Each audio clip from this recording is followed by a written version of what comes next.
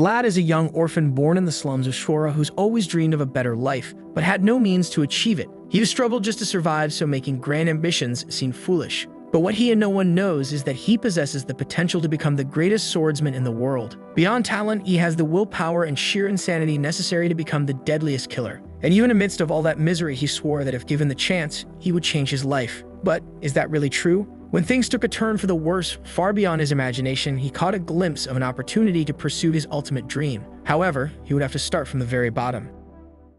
It doesn't matter if you're not high up in a night sky or if you're trapped, being invisible in the misery of a slum. From amidst the rubble and trash, a hand rises. As long as you want to shine, as long as you have light in your heart. If you believe, then you are a star. In front of a blacksmith's shop, a boy observes a sword. He smiles, saying he never gets tired of looking at it. Someone suddenly calls out to him, saying they knew he had gotten distracted again. The protagonist recognizes her as Jamina, who calls him Vlad, saying that lately he's been very distracted. He tells her to go easy on him because that's one of the few pleasures he has in life. However, Jamina warns that standing there like a lunatic is making a lot of people talk about him. He wants to know what they're saying about him as she looks around. Approaches and asks if he still hears that voice when he looks at a sword. He seems to ignore it, and she says that apparently he did something terrible in his past life. What kind of person would be struck by lightning in the middle of nowhere? Especially a black lightning. She warns that he should spend more time at home, since the new bishop doesn't like this kind of omen. Besides, he worked for the Inquisition, so if he hears about these things, Vlad could be burned at the stake. Vlad says she's exaggerating, and she responds that he never listens.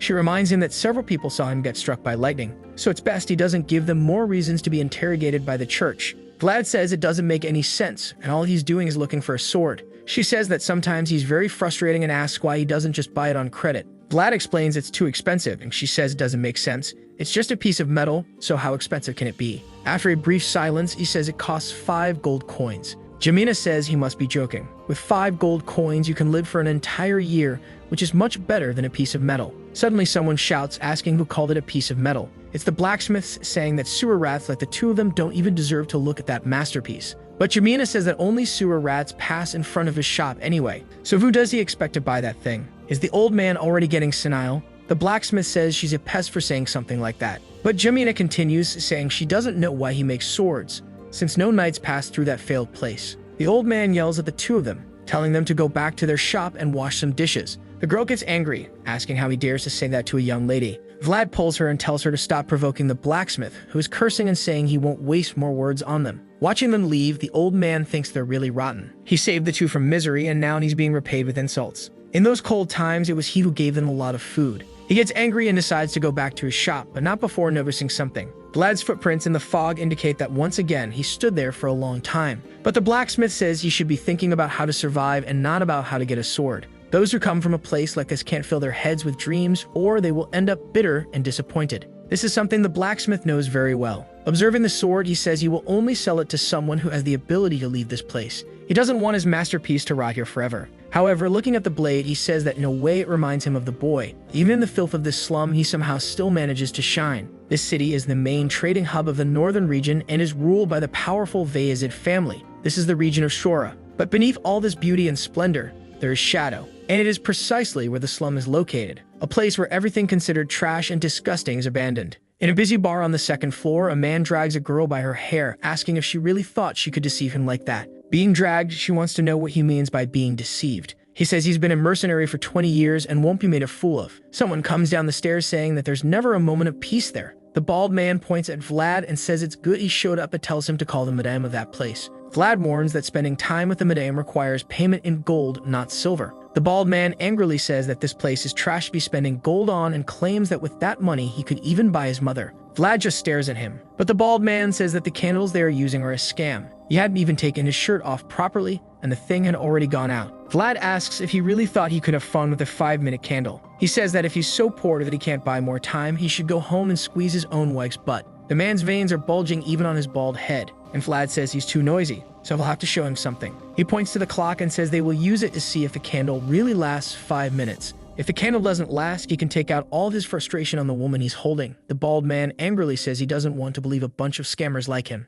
Vlad says he will have to participate in this bet, and if the candle lasts more than 5 minutes, then he'll have to get beaten until he loses a few years of his life. The mercenary trembles, wondering how such a young kid can have such a terrifying look. But without hesitation, Vlad lights the match and says they will now find out who the scammer is. The bald man sweats as time passes and the girl watches. Everyone in the bar is eager to see what will happen in the end. Finally, the candle goes out. The bald man turns to the clock and sees that 5 minutes have passed, and he already takes a hit to the face. The poor guy stumbles backward, and Vlad announces that exactly 5 minutes have passed. He lifts his foot and kicks the bald man in the butt. He falls into a small room. Vlad enters and closes the door, warning him that he can start praying now. Desperate, the chubby man asks him to wait, but Vlad doesn't forgive and starts beating him, saying that he seems to be the liar here. He orders him to repeat that thing he said about the mother he doesn't even have. With that, the poor guy takes a beating. The next day, someone eating says that the cannibals are not lasting 5 minutes. It's Vlad asking if they heard what he said. A knight eats calmly, and Vlad calls him George and says that they're trying to mess with the main source of money they have. Suddenly, a girl in that room screams, asking if I have the courage to mess with the sacred candles of that place. Vlad says they will have to find that out. The girl says it's really good because that's now his new job. Vlad is confused, wondering how he will discover that. Suddenly, the girl says she already knows, and Vlad asks who it was then. She reveals that it was herself who messed with the candles. She is Marcella, a madame of the smiling rose, saying she was just trying to get more money out of that bunch of drunks. She is radiant while George and Vlad say nothing. Sometime later, he is going down the stairs thinking he beat the guy for no reason at all. But what can he do? If the madame did it, then it's done. Suddenly, someone calls for him and says they heard he got into a fight yesterday, but thanks him for solving it and asks why things go wrong when he leaves for a bit. He hugs Vlad and says they need some extra money. Maybe he receives some tips from the candles he sold. Vlad asks what Barry thinks he's doing. The guy backs off, telling him to take it easy and that there's no need to make a scary face. He's not asking for the money, he's suggesting a deal. Vlad asks what kind of deal. Barry says that if Vlad hands over the money, he will give him something he wants. A pickpocket, somewhat silly, somewhat crooked, and totally incompetent. He lifts the boy by his hair and asks if Vlad recognizes him.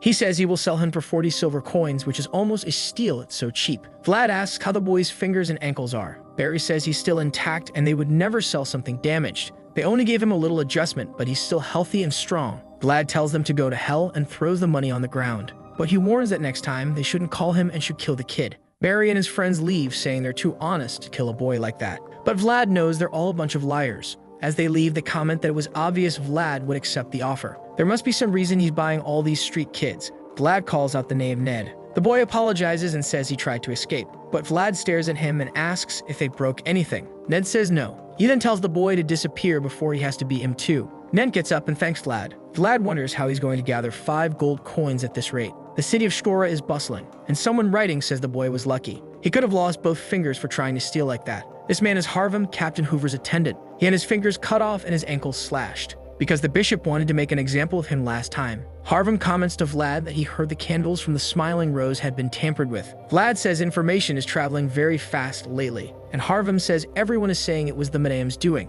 but he knows she's not like that and would never do something like that. Vlad says that's the case and that George isn't someone who likes to cause trouble without reason either. But Harvem isn't naive and says that since they know the guy did this, he must have a very good reason. Vlad asks what he thinks the reason is, and the boy replies that the guy must be in urgent need of money. So it's good to be careful because there's only one reason families start gathering money so desperately: a war against another family. At the moment, there are 5 bosses who coordinate the slums of Shkora. George, who is known as the guard of the brothel girls, the Black Bear, the gambling guy known as Dice, Captain Hoover, and lastly, the guy known as the Stingy Hand, One-Armed Jack. The scariest things in life approach us silently from the shadows. And at this moment, Jack is in front of Vlad asking where the boss is. Vlad knows that accidents happen without any warning and destruction always comes unexpectedly. He wonders why the Stingy Hand is there in front of him. Are they preparing for war? The guy beside him yells at Vlad and orders him to answer the boss now. Vlad stares at him and says he doesn't know where the boss is because he's just the guy who sells candles. Not giving an answer to the boss makes the guy lose his temper. He punches the candles, ordering Vlad to call the boss now. But Vlad remains calm while all the candles fall to the ground. The place goes silent. Both the girls working there and the drunks and Jumino watch what's happening. Vlad crouches down, saying it's a pity that so many expensive candles got broken like that. Almost losing his temper, the guy asks if he thinks it's a joke. Vlad asks for permission. The guy asks what he means and he repeats, telling the guy to move his foot. At that moment, the guy loses his temper and comes to kick Vlad. Vlad thinks that a fight is nothing more than a small-scale war. You need to consider the terrain and come up with a strategy. With a broom, he hits the guy right on his supporting foot, making him lose his balance from the kick and hang in midair, while Vlad goes on the attack, saying it's necessary to be audacious. It hits the guy in the jaw with the certainty that this is the way to achieve victory. The girls in the brothel, the drunks, and even One-Armed Jack are impressed. The protagonist knows very well that in the slum, there is a rule that never changes. The right person is the one standing and the losers are on the ground. The other henchmen want to rush in, asking how he dares to do something like that. But Jack tells everyone to stop and says he likes the kid a lot. He apologizes for not being able to clap louder, but it's because he only has one hand. Vlad says it's okay, he doesn't discriminate against anyone with a disability. Jack laughs, saying the kid is wild, but he warns that he'll see him again later, and asks about the child who was with him before, whose name he even forgot. Vlad says if he doesn't remember the name, the child must have died a long time ago. Suddenly someone shouts, asking Jack what brings him there. It's George, saying that if he had known, he would have prepared something for him to eat. Jack smiles, asking since when they've been so close to have a casual meal. George says they can go up since it looks like he brought some visitors. But one-armed Jack replies that he's not hungry and asks if there's something good to drink. George says if he goes up, Marcelo will take good care of him. And with that, Jack says if that's the case, he'll have to give it a try. With that, they leave. And Vlad sighs in relief, thinking that was a close call. The only problem is that a bunch of candles got broken. Sometime later, someone calls for him. It's Jack saying that George spoke very highly of the kid and he knew he had a good eye for people, saying that if one day he gets tired of the smell of candles, he can come work for him. Vlad says he's fine because there he has something to drink, a place to sleep, and food to eat.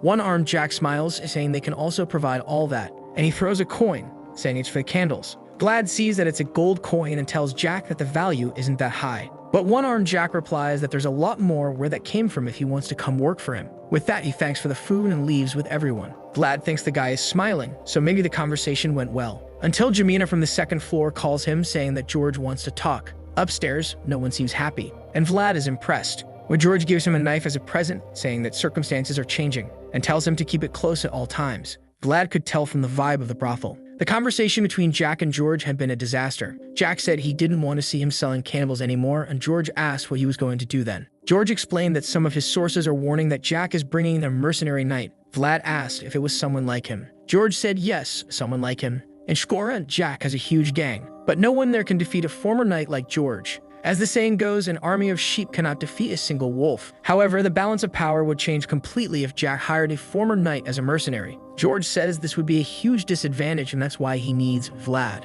and warns that soon he will receive his first mission. Harvem had his fingers and heel tendons cut, so he can't walk properly. But naturally intelligent, he learned to read on his own and works as an administrator for Captain Hoover. Seeing Harvem made Vlad realize that sometimes if you work hard, you can be rewarded with a better life. He makes a cut with the sword and someone calls out to him. A voice says he needs to keep his elbows closer to his body when cutting like that. Vlad wonders why he hears a voice every time he starts training. A month ago, he was struck by black lightning and has been hearing the voice ever since. Every time he picks up something that resembles a sword, he hears this demonic voice. He starts thinking that maybe the right thing to do is to buy holy water and not a sword. Maybe the secret is to ignore it, since the more he responds to this voice, the more it keeps talking to him. He needs to stay focused and give his best until the end, concentrating all his energy and strength, and strike with everything he has. However, as soon as he raises his hand, the voice tells him to bring his elbow closer, and instinctively he obeys. He makes the vertical cut and feels that something was different. Before, it was just the sensation of holding a sword, but this time he felt he created something abnormal.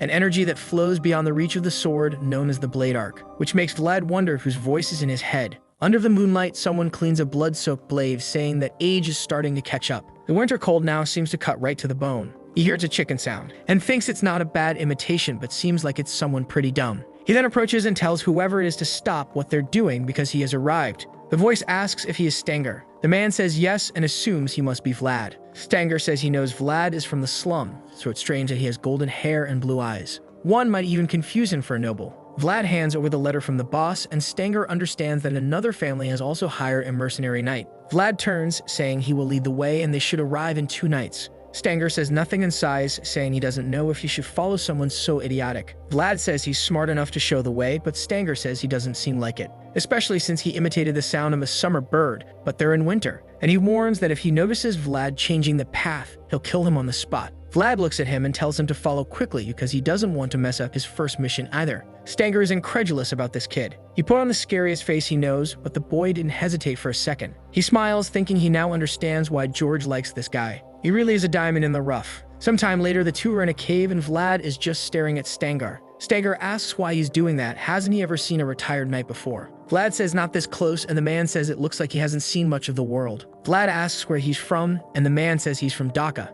The boy recognizes it as a place in the middle of nowhere. Stanger says he wished Vlad would get lost a little so he have an excuse to kill him. But Vlad jokes, asking if knights can't take a joke. Stanger says his dried meat seems very fresh is part of it for him. Vlad says unfortunately he didn't bring any for him and asks if he doesn't have any food. Pulling out 2 old dried meats, Stanger says he does have food. Vlad lights the barbecue and the poor guy is starving, saying the smell is very good. Stanger then asks Vlad if he wants to know something, and warns he will answer 1 question for each piece of dried meat. He says Vlad is lucky because an opportunity like this isn't seen every day. Vlad just looks, asks how many pieces he wants, and says just tell him, and he'll hand them over. But Stanger responds by saying he's proud of him and that a knight can only accept something in a fair trade. Vlad asks if he's retired and he replies yes. Before Vlad finishes, he already asks his name and the man replies Stanger. Vlad asks his age and the man says 42 but tells him not to push his luck. The boy asks if he knows how to use aura. Stanger smiles, saying that it seems Vlad doesn't know much about the world. Not all knights can use aura, and using aura in combat is something completely different. Vlad insists, asking if he can use it or not. Stanger smiles and Vlad gets scared, handing over all the dried meat to the man. They stare at each other and Stanger warns that he only makes trades for something of equal value. But he will be a little generous since he's been eating old dried meat all this time. Vlad felt anxious, thinking the guy would use aura right in front of him. Stanger prepared himself and opened just 1 eye. Vlad asked why he did that. In an empty space, he explained that he needed to do this to summon his world, which is kept in the depths of his soul. He told Vlad to pay close attention, as this was the true essence of a knight. He opened his eye and Vlad was astounded. Stanger had activated the aura on his blade. Sometime later, they had already arrived in Shura. Stanger was complaining that he looked like a beggar and Vlad said it was better for him not to stand out. He said it was too disgusting and that a knight has his dignity. Vlad ignored him and said that when they arrived, Stanger should go through the back door while he went through the front. They then started walking. Stanger found it strange that the place was too quiet. Suddenly, both stopped. Stanger asked if that was normal in this place, to which Vlad replied no. In front of the Smiling Rose, it was full of bodies. Vlad said they would have to split up now and told Stanger to go through the back door. Stanger was about to ask where he was going, but Vlad had already run off, saying he would see him soon. The place was bloodied, and as soon as Vlad entered, he saw that the entire brothel was destroyed. Upstairs, Marcella was tending to George, and he said that one-armed Jack had come and attacked while Vlad was out. Vlad asked if he was okay, and George said it had been a long time since he fought a knight, and immediately asked if he had brought the person with him. Vlad said yes, and that he showed him the back doors, so he should be arriving soon. George said that tomorrow they would settle this damn war with that one-armed Jack, and asked Vlad what he thought of the guy, if he still had all 4 limbs. Vlad said yes, he seemed fine and looked like a decent guy. George asked if he had lost weight, and Vlad said he was very agile. Besides, he knew how to use aura, so they would surely resolve everything tomorrow. At that moment, George was startled as the back door was opening and Vlad said he probably had arrived. George called for Vlad and asked if he was sure the guy had used aura, to which Vlad replied yes. He saw it with his own eyes. George then grabbed the blade and told Vlad to stay behind him. Stanger was not a knight who knew how to use aura. Vlad was shocked as Stanger was opening the door, saying it had been a long time since they last saw each other, and greeted George. At the first moment Stanger appeared, he was cleaning a bloody blade, saying the cold now penetrated deep into his bones, and right behind him, the real Stanger had already been killed. Now face to face with George, he said the guy had changed a lot. George asked why he had come out of nowhere. The guy said that Count Gator had died. It hadn't been announced yet due to certain complications, but soon everyone would know. He raised his glass, saying it was for the poor Count of Gaitar. Enraged, George leaped at him, who calmly observed him. The attack shattered half the floor, but the guy vanished in a second, and no one even saw his movement. From behind George, he said it was for Sigmund, the new Count of Gaitar. George shouted the name, calling the guy Godin, landing a blow that Godin defended. Godin said that the new Lord Sigmund ordered that Knight George return now. George shouted that Sigmund was not his master, and Godin replied that Sigmund knew very well he would do that, and he didn't want him to return either. The entire room was being destroyed in the fight between Godin and George. Vlad grabbed Marcella and said they needed to get out of there. With that, they went out the door. As soon as they were outside, the guys called for Vlad and asked what was happening. Vlad shouted for Barry to call everyone because they had a problem up there, when suddenly George was thrown past him. Marcella, Vlad, and everyone there saw him falling to the ground from Godin's blow. Godin said he was still as idiotic as ever. The members of the brothel were asking if the boss was okay. He was writhing on the ground while Godin watched him from above. Suddenly, a knife came his way and he deflected it. It had been thrown by Vlad, who was right next to him. But Godin ignored him and leaped towards George, with Vlad shouting for him to be careful. George was getting up and was almost struck. Godin looked at him and said he should have followed the order from that day. George replied that he was human and didn't follow repulsive orders like that. But Godin said he was not human but a knight. George gritted his teeth and began to rise amidst the group. Suddenly, Godin said that the night had already been too long. He then closed his eyes, saying he needed to rest. Vlad was running down the stairs and was shocked to see that Godin had activated his blade's aura. He shouted to try to warn everyone. As soon as Godin opened his eye, he told him to stop. White lines began to draw on the bodies of everyone in the brothel. and with a movement of the blade, Godin created a flash that destroyed the entire place. When the smoke cleared, Vlad found himself on the first floor, wondering what had happened there. In front of him, all the members of the Smiling Rose were dead. He didn't know what to say when he heard someone beside him and recognized it was George. But he saw the blood on the ground, and he remembered that this had been the first person to extend a hand to a boy from the slum streets. He saw potential in the boy before everyone else, and to the boy, he was the strongest person he had ever seen. But on that silent night under the pale moonlight, the boy's world was destroyed. Vlad grabbed the sword on the ground and ran towards Godin, telling him to stop. He managed to activate the sword's arc, which caught Godin's attention. He wondered how the slum kid knew how to do that. He said it was impressive while Vlad ran towards him, telling him to die. But soon something hit his stomach and a kick sent him flying to the corner of the room. That split second made Godin realize the boy had natural talent. Before the kick hit his stomach, he twisted his body to reduce the impact. Trying to get up, the voice in Vlad's head told him to breathe or he would faint. Godin thought the boy's talent was too valuable to let him die there, even if it created the risk of facing him when he was stronger. And he remembered when George said that it was always satisfying to see the growth of someone with potential. With that, Godin smiled and told Vlad that knights could only accept fair trades. Vlad was confused, and Godin then revealed that his name wasn't Stanger and he wasn't 42 years old. He handed back 2 pieces of dried meat, saying that was the price of the lie, but he would take George's head, both as a reward and as a symbol of victory. Vlad stared at him, saying he would kill him, but Godin turned and said it was better for him to accept those 2 pieces of meat and not trade his life for nothing. Vlad knew he had no chance, so while Godin left, he swore that one day he would kill him, even if it was the last thing he did. But Godin ignored him and continued towards the door with George's head, while Vlad kept shouting. Sometime later, he met up with Jamina to try to escape from that place. But after that fight, he was already finished. That kick had broken some ribs, and he remembered that as soon as everything was over, Marcella came to him and told him to get up, or else he would end up dying there. Vlad showed no reaction. Marcella got irritated and slapped him, telling him to wake up to life, and asked if he knew the difference between the rich people and them who live in this slum. Opportunity is everything. Those at the top can make mistakes and keep failing because they have that luxury. But a single mistake for them here will end everything. She grabbed his cloak and warned him that in this place, one mistake means you die. So it's best he doesn't miss the only chance he has to get out alive. Jamina asked Vlad if he wanted to go slower, to which he replied that it was okay. He wouldn't let things end there. Suddenly, a man appears behind them, shouting that they are there. Both Vlad and Jamina are being pursued by Jack's men. The nest was now a mess, and even the youngest birds had to learn to fly on their own. Sometime later, the street is filled with Jack's henchmen searching for the 2. The man who had knocked over the candles earlier announces that whoever finds them will be generously rewarded. They continue the hunt, but right behind a door, Vlad and Jamina are hiding. They knew very well that at this rate, there was no way to get out of that place. Vlad told her to go to the coastal region when things calmed down. She asked what he would do, and he said he would manage. But if she stayed with him, it would be even more dangerous. Jamina shouted, saying she would not leave him.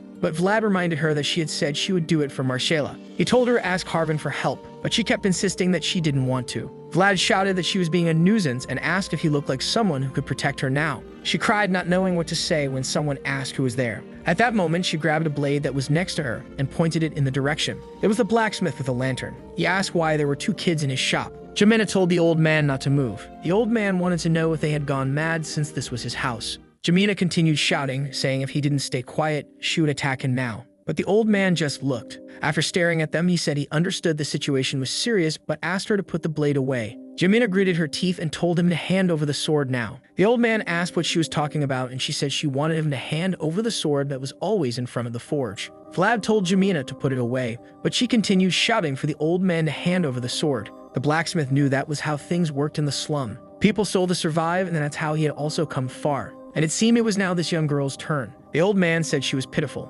Jamina gripped the handle tighter, and Vlad told her not to do it. The old man, on the other hand, just closed his eyes. Suddenly, with the knife, she cut her own hair. The old man was startled, and she said it was the only thing of value she had. But she promised to come back and pay everything back later. All she asked was for him to give the sword to Vlad. The old man observed, not knowing what to say, and asked Vlad if he was leaving, to which he replied yes. The old man thought he had never dreamed of something like this his entire life. But the young man in front of him was about to try even before his wings had grown. He then said the 2 of them were a nuisance but told them to follow him. Sometime later, he came out with a cart from the shop. Jamina complained about the smell, and he said it was the only option. Suddenly, someone called out to him, asking what he was doing on the street at this hour. The blacksmith realized the men would be persistent, and even this exit would be blocked. One of them approached and asked why he was taking out the trash so late. The blacksmith shouted, saying it was all their fault for causing chaos in the entire city every day. After all the mess that had happened, he could only find time to leave now. The man told the old man to relax a bit, but he asked who the person behind him was because he worked alone. The old man shouted, saying he had to hire someone to help push the cart.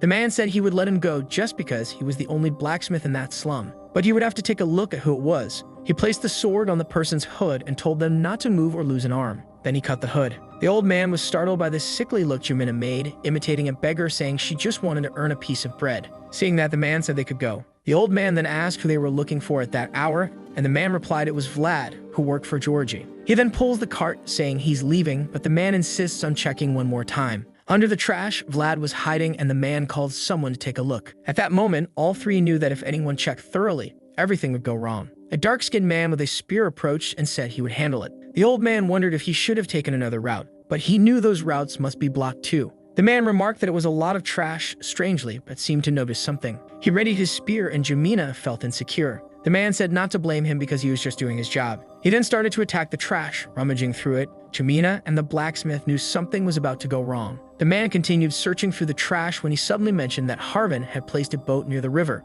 They investigated because it was strange for someone who couldn't walk to do that. He was just telling them to stay alert and then said they could go. The blacksmith then pulled the cart, and the man told him to consider this a payment of the 40 silver coins his little brother owed Vlad. With that, they left with Vlad thanking Otar until they reached the edge of the dump. The old man said everything from the city was discarded there, and Jumina just asked Vlad to stay safe. With that, he unloaded the cart and Vlad fell, taking a star with him. That was the product of an old man's dream and a young girl's tears. Sometime later, in the mountains. Looking at the blade, Vlad asked if it could hear him. The blade responded that it could, and Vlad asked who it was. The blade replied that it unfortunately didn't know. Vlad got angry, saying that this voice kept trying to boss him around all the time but didn't even know who it was. But maybe that's a good thing. They could help each other. Vlad would help the voice recover its memories, and it would teach him how to fight with a sword. He didn't care if it was some kind of demon. At this moment, he'd only feared one thing: the fact that he was a nobody. The voice then accepted. It would teach him everything it knew about fencing. Sometime later, at a military base,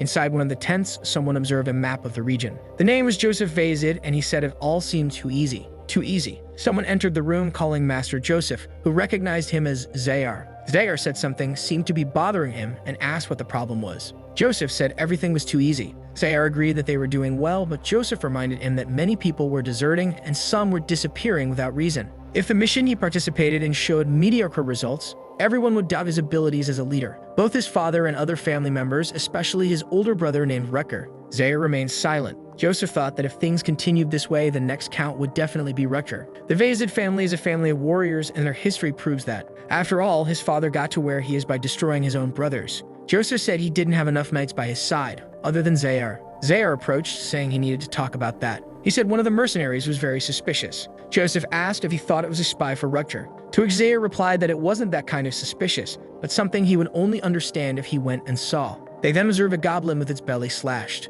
Joseph said it was pathetic. The cuts on that goblin were from a total amateur. Zayar told him to look at another, and he said it was terrible too. Whoever did that had terrible fencing skills. He kept looking and said the other one looked a little better. Then he noticed that the trajectory of the cut was always the same, but the skill seemed to be improving. He asked Zayar if all that was the work of a single person. Zayar said yes. One of them arrived today, and the others were from a month ago. Observing this, Joseph thought it was impossible for someone to evolve so much in just a month, and he asked who this person was. In the middle of the forest, the goblins were writhing as someone cut them down. It was the group of mercenaries they had hired combating them. The men told each other to hold their positions and not let any escape. One of them drew his spear, saying that now this fight was nearing its end, and he calls everyone to finish off what's left. But they all tremble. The guy doesn't realize there's a giant goblin behind him. The monster strikes and the guy's body is crushed. Everyone there is shocked. The monster roars and starts heading towards them, easily breaking through the front line. The mercenaries wonder where it came from and how they're going to defeat it. They all run towards a chubby guy on a horse. He asks what they think they're doing and tells them to get back to the front line now. But the mercenaries say no one told them they have to fight a hobgoblin. If he wants that, he'll have to pay a lot more. The chubby guy goes to draw his blade, calling them a bunch of useless fools. When a body falls right beside him, the monster is killing the entire group. Seeing this, he calmly puts the blade away again, until someone approaches. The young man has blonde hair, and they ask who he is. They recognize him as Lyman the Worshipper. Vlad had taken on a false name, and he's confident he can defeat this hobgoblin. He charges forward, and the monster notices his presence. Before the creature reacts, he slashes back, but he quickly realizes the cut was too shallow, and now he's about to be struck from behind. He notices the attack coming and barely dodges, but he's angry that he failed again. The sword asks how he can't manage when it's told him everything. Vlad thinks he's not a genius who can just listen and do it. Seeing the monster coming, he says for now, he's just trying to find a way to win. The creature approaches and makes another attack that he dodges. Another one comes and he ducks. One swings close to his face and the creature starts losing its temper. At that moment, it goes for a vertical strike. The attack kicks up snow everywhere, but Vlad dodged again. Saying he swears this time he will cut through it. The monster looks back as Vlad comes with a slash. And Joseph says he wants Zaire to find out everything about this person called Lyman the Worshipper. Zaire accepts the mission while Joseph thinks it's unbelievable. How someone goes from amateur cuts to almost a blade arc in a month. And he smiles knowing that if this is the case. Vlad slashes the creature and Joseph is sure he's a genius. After the battle, people are collecting the goblins' bodies saying there's nothing useful among them. One comes over smiling, saying the captain was incredible. Vlad tells him to stop talking nonsense and gather the bodies of the creatures he killed. The guy says he's already done that and reminds him that this job is about to end, offering to continue working together. But Vlad says he doesn't like looking into the eyes of a criminal, much less working together. The guy then reminds him about the mercenary insignia and says he won't be able to keep using it, offering to call someone who can make a perfect copy. But Vlad warns Gott that a loose tongue is the quickest way to die in this place, and it better not be a threat. The poor guy trembles and says he was just trying to help because with such good skills, the boy shouldn't be there. Vlad tells him to finish the preparations unless he's tired of having his head attached to his body. With that, Gott says he'll take care of it. While Vlad thinks he'll have to deal with this guy sooner or later, he then leaves the troops. Watching him go, the guys say that Lyman seems to be going to pray again. He really is a very devout boy. In the middle of the forest, he kneels with his head on the sword, and the guys say he looks like the son of a noble family and doesn't even seem to be in the same class as them. But Vlad is asking the voice why he can't defeat the monsters with one cut. The voice says it's told him 1,000 times that the most important thing for a lethal attack is how precise and unexpected it is. Vlad tells it to explain better. The voice tells him to remember when enemies raise their swords and make a WHISSA. At that moment, he just has to take advantage and make a whoosh. Vlad asks how he's supposed to learn anything from such stupid tips. But the voice says it's too easy. Just pay attention to the WHISSH and the whoosh. The poor guy is there praying, furious, while the others are all blessing him. The camp is as busy as ever. The only problem is that the meat in this place is quite questionable. Gott says he shouldn't complain about the food since it's free. Not many families besides the Vezid offer such privileges. But Vlad gets up and tells them to enjoy the meal. The guys wonder if Vlad is going to see the priest again and seems to be praying for something.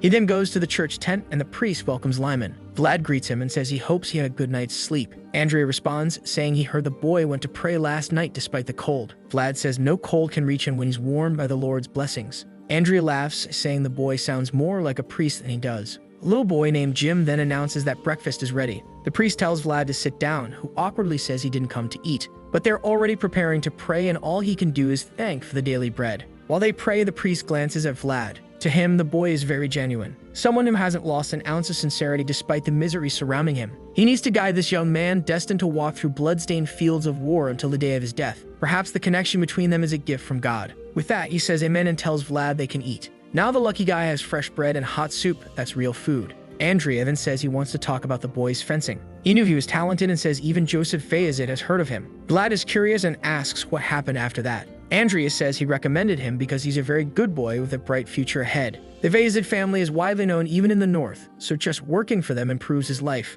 And he tells the boy that he more than deserves this opportunity. In the forest, Vlad thinks that this wasn't a good thing. Maybe he stood out too much. The voice says he had no choice since the only way to learn fencing is by using the sword. Maybe he got too close to the priest. Vlad says that could be the case, and the voice asks if he stopped thinking it was a dark spirit. Vlad knows that Father Andrea has a good reputation and was even recommended to be a bishop. If he didn't feel anything wrong, then he's probably fine. Vlad wonders if he should take this opportunity, and the voice says it's a good idea. He's just insecure because to get his insignia, he had to kill another mercenary and then would be judged for fraud and murder. The voice says that putting it that way, he really seems like a wicked boy, and advises that the best option for now is to run since they're not after him. Vlad says the plan is to escape tonight and take Gott with him. But suddenly the sword says it doesn't think he'll be able to escape, and he asks what it means by that. She warns that someone is coming from behind, and judging by the energy, it's at least an elite knight. Vlad readies his blade and points it backward. But it's Zaire calmly looking at him, impressed at how sharp he is to have hurt him. Zaire tells him that Lord Joseph wants to see the boy.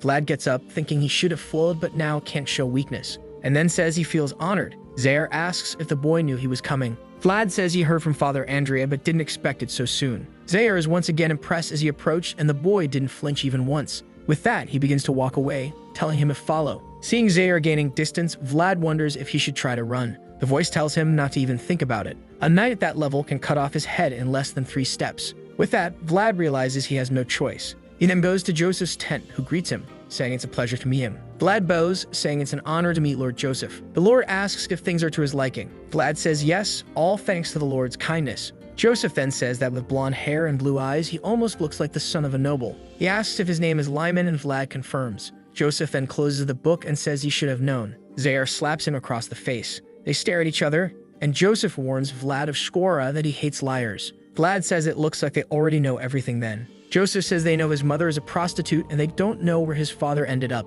and he asks if Vlad has any idea. Vlad sarcastically asks if this is some new kind of joke, asking the son of a prostitute who his father is. He immediately gets a kick behind the knee and falls to the ground. Zaire tells him to show more respect in that place. Joseph says it's okay since that was funny, but he warns that he knows Vlad killed a mercenary and also the reason he fled Shkora. What he doesn't know is where the boy learned to fight with the sword. Watching him, he says he sees many things hidden behind those eyes. Behind him, Zaire begins to draw his sword. Vlad hesitates for a second, not knowing what to say. Suddenly, he says he learned all this from a master who appeared and disappeared as quickly as light. He did mention the name, but said one thing. This is a secret sword technique that cannot be taught by anyone else. Joseph thinks he doesn't see any hesitation in the boy's eyes, and he apologizes for being so harsh. Vlad wonders if he believed that. The Lord then says that maybe he doesn't know, but at the moment, he has a certain problem. So he wants to propose something to Vlad of Shkora, and asks if he aspires to a better life for himself. Power, freedom, survival, and the life of the night. He, Joseph Fayzid, wishes to sponsor him. Soon after, he began to practice with Zaire. The other mercenaries said that he was holding up well. Apparently, he had become Zaire's squire. Really, the boy is a promise. He got lucky because his whole life is about to change. Zaire strikes him, saying he's an arrogant brat, asking how he can be so confident in front of Joseph with such poor fencing. And now he's going to show him his place. Vlad can't keep up as the guy is on a completely different level. If he dodges, he immediately takes another hit. But trying to defend head-on is impossible because the guy's strike is too strong. If that's the case, he puts the sword to protect his shoulder. He lets Zaire's blade slide off and takes advantage of the moment to attack directly. But the guy easily blocks it. That impresses the mercenaries. Even Zaire says he liked the move a bit. But Vlad is the only one who knows very well. Zaire created that opportunity just to see if he could do something. He then tells the boy that this will be the morning and evening training, twice a day, and the poor boy is scared. He leaves, saying it's enough for a morning practice, and tells him not to stay too long in the cold. Vlad wonders if that's all. He didn't receive a single piece of advice. But their voice says that was indeed an excellent fight. It helped remove all unnecessary movements.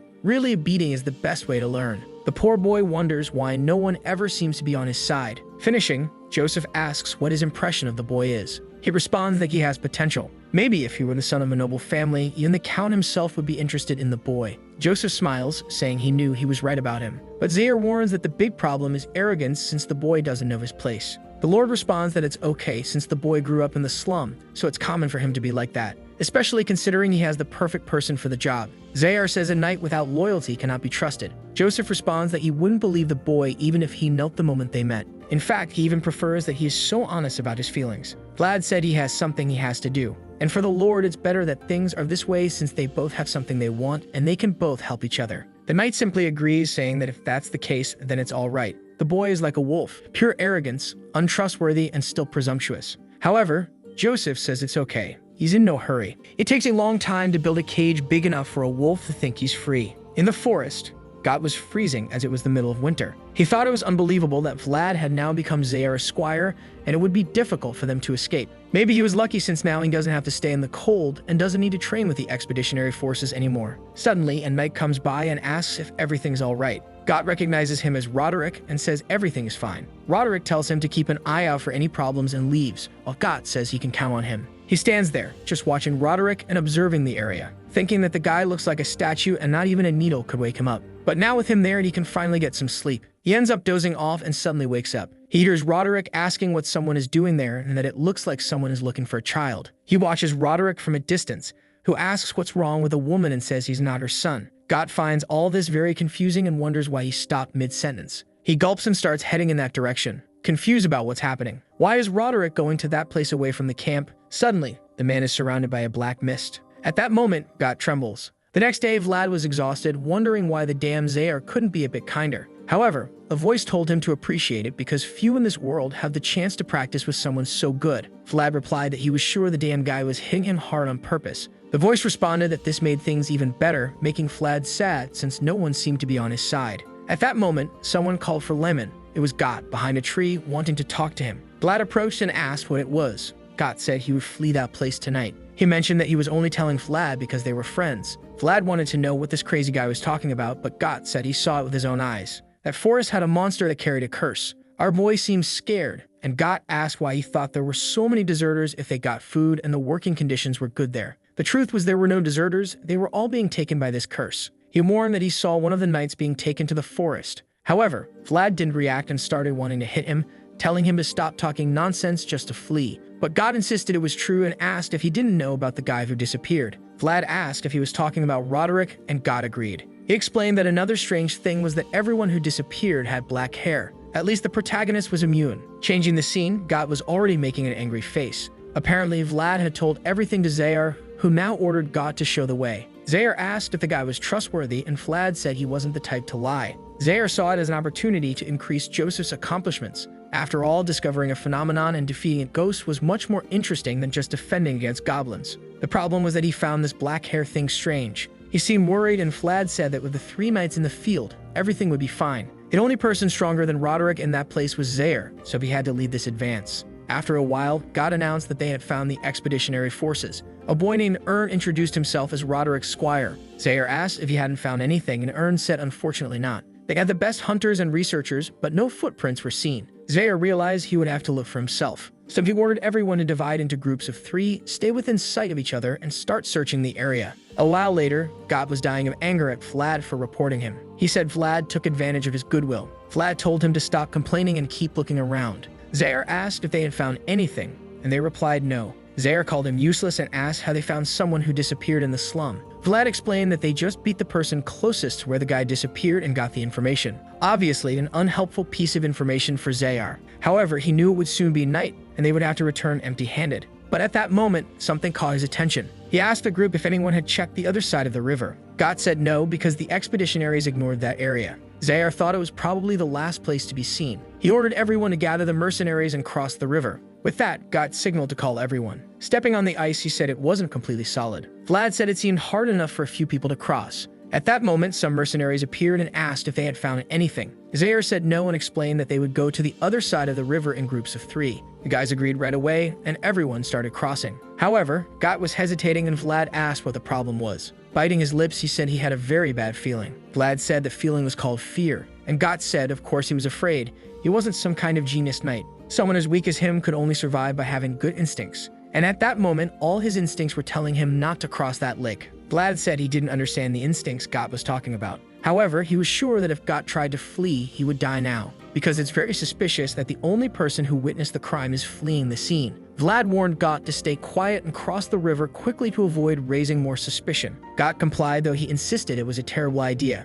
As soon as he stepped on the ice, it cracked slightly, and he warned that he was sure it would break. Vlad agreed, but told him that if he didn't take another step, he would throw him into the water. Got fell to the ground, saying he couldn't move his leg. Vlad grabbed him by the collar, insisting they had to keep moving because they were falling behind. However, at that moment, Got screamed in fright. Vlad told him to be quiet, but then both noticed something under the ice. There were many bodies beneath the river. They shouted to alert everyone that the missing people were all frozen below. Suddenly, the ground began to tremble, and everyone tried to flee. A hand emerged from the ice, and the bodies rose as zombies. In a flash, they were all surrounded in the middle of the lake, asking Zayar what they should do. Zayar quickly realized it was a trap. Someone had carefully planned this, knowing they were coming. The creatures before them didn't belong to the world of the living. Meanwhile, back at the camp, the priest and the boy were praying. Suddenly, Andrea started shaking, and the boy asked if he was okay. The water seemed to be becoming murky, and an energy began to form around the chalice. Someone was observing the camp from a distance and approaching. It was the woman searching for a child. Meanwhile, the zombies attacked, and Got was about to die. However, the creature was sliced in half by Vlad.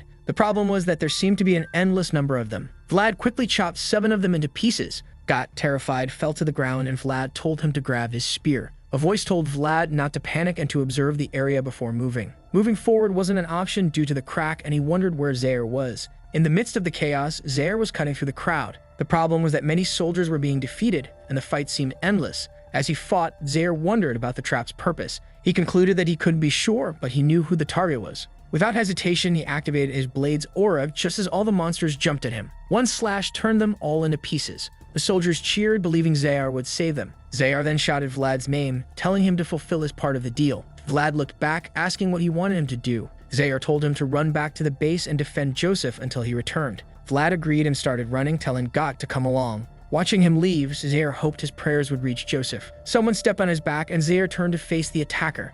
Seeing the zombie, he realized he was too late. It was Roderick and all the recently disappeared men. Meanwhile, in Joseph's tent, he was reading calmly. He heard shouting outside and wondered what was happening. Suddenly, a chubby knight entered. Joseph asked what was going on, but the knight didn't know. He had come running after hearing the noise. The prince scolded him for not knowing what was happening and for forgetting his sword, saying it was worthy of hanging. Gordon apologized. At that moment, the church members entered the tent. Joseph asked what was happening and Andrea explained that something evil was attacking. He showed him that the Holy Bible, written with sacred ink, had trembling letters. The prince asked if there was anything to be done and Andrea explained he wasn't an exorcist. He would try to use sacred power to defend, but the creature was much stronger than he could handle. This frightened the prince, knowing the only powerful knight wasn't there. But the priest and the 3 men in front of him were his only option. He ordered them to move. As soon as he stepped outside, he noticed something strange. Everyone was writhing on the ground, seemingly going insane. He covered his mouth, telling everyone to do the same. The mist seemed to cause some sort of illusion. The prince knew someone had planned this, and they were caught off guard.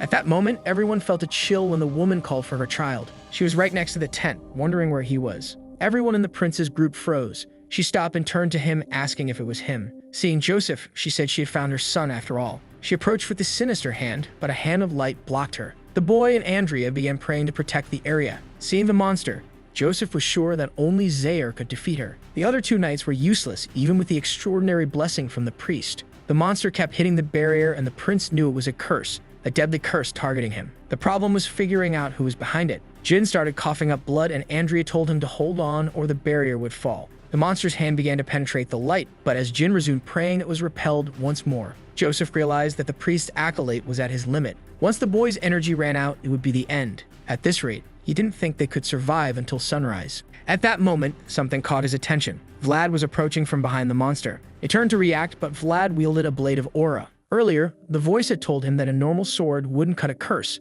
Vlad asked what to do, and the voice asked if he knew how to use aura. Obviously, he said no, so she suggested something they could try. She could take control of his body for a few seconds. Vlad asked if this was possible, and she said she knew how to use aura. She could try to force its activation in his body, but he would be paralyzed afterward. The voice warned that it was their only option, but she didn't recommend it. Vlad explained that if he did nothing, he would die anyway. When Vlad drew his blade, the voice said that this was the path of a warrior. He said he wanted to do it, and she asked if he was sure. He replied that he had made a promise to Joseph and had something he needed to do. He assured Joseph he could rely on him. Face to face with the monster, it screamed to attack him. At that moment, his body froze and the voice told him to close his right eye. He found himself in a storm of lightning, the world of that voice. When he opened his eye, the blade was covered in electricity. The monster screamed, but Vlad simply delivered a clean cut down the middle. The priest, the chubby knight, and Joseph didn't understand what happened. Vlad immediately lost all his strength and collapsed to his knees in agony. Joseph called out to him as Vlad crawled. The prince was certain he had seen the mark of an aura. He had no idea how the boy had done it, but it was clear he was paying the price. However, even without its leg, the creature continued calling for her child, slowly approaching Vlad. Joseph ran toward him, telling the others to keep praying. He lifted Vlad onto his shoulder, telling him to hold on. But at that moment, the creature grabbed his leg and a curse seemed to be inflicted. Joseph was furious with himself for not being able to escape the monster's grasp. Suddenly, someone grabbed him by the cloak. It was Borden, who apologized for his insolence and threw both of them away from the monster. The creature advanced towards Borden as they fell next to the priest. Joseph said he had never felt so grateful to have Borden by his side. Vlad then picked up his sword and asked Father Andrea to bless it so he could send the monster to the underworld. The priest agreed, bathed the blade in blood, and said it now carried the blessing of certain victory. Vlad thanked him and headed towards the creature. On the ground, it agonized, begging for someone to find her child. For a brief moment, Vlad saw a fragment of her life. Some women had been imprisoned deep in a dungeon, and their children had been abandoned to die on the cold ground before them. From inside the cell, she had only pleaded for her child to be returned. Vlad then said she could now rest in peace as she wondered where her child was. With that, he plunged the sword into her and she cried out, asking where her sweet child was. Somewhere else, a summoner was smiling until suddenly his curse was broken. He wondered how the connection had been severed. He knew the only knight with an aura wasn't at that camp, so who had killed the creature. At that moment, Zaire appeared, saying he had found the bastard controlling the puppets. The next day, Joseph asked if it was really him. Zaire said he was almost sure it was, and holding a box, said it contained the source of the curse or the child the woman had been looking for. Joseph told him to leave it in the hands of the priest to investigate. But in the end, their expedition had been a complete failure. Zaire apologized, but Joseph said the journey back would be very rewarding. The knight asked if he had seen potential in the recruit. He smiled and said he had found someone to fight for his name. That child would shine brighter than any swordsman ever seen. 3 days later, Vlad woke up exhausted. A voice told him to be more careful and said this was the price for using her world. Vlad was amazed they were still at the camp. He thought he was going to be thrown into the back of a truck and taken away like a piece of luggage. A sword said they were waiting for him and mentioned that Joseph seemed quite worried.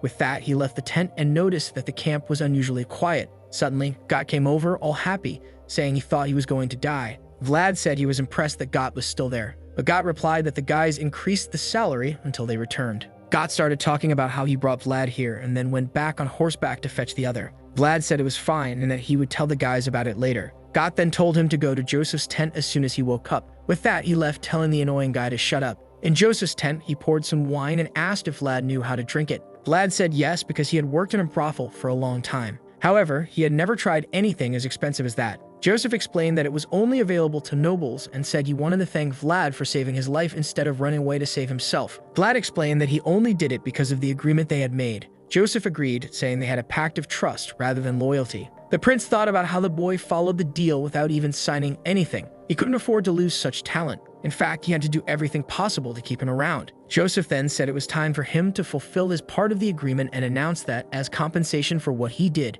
he would be officially invited to join the Bayezid family. The scene shifted to Varna, the territory of Count Bayezid. Zaire explained that he had already dismissed the mercenaries and Joseph said they should stay there at least one more day. Zaire noticed Vlad looking around and asked if it was his first time in Varna. Vlad said it was his first time outside Shkora. Naturally, he was called a country bumpkin, and the two left, saying that today he was free to explore the city. However, Zaire warned him not to cause any trouble and to return before sunset. Vlad was getting tired of the insults, but the voice said it seemed that Zaire liked him now too. Vlad then said that with the good pay he received, it was time to eat something nice. However, at that moment, someone grabbed him. It was Jin, and Vlad asked what he wanted. Jin said that if he wasn't too busy, Father Andrea would like to see him. Vlad then found himself in front of a gigantic church. He was amazed, saying that not even the entire city of Shkora had a church this big. Jin explained that while the city of Esturma might be the capital of Bayezid County, Varna was the religious center. He then told Vlad to go in while he called Father Andrea. Once inside, Vlad was impressed. The church was radiant,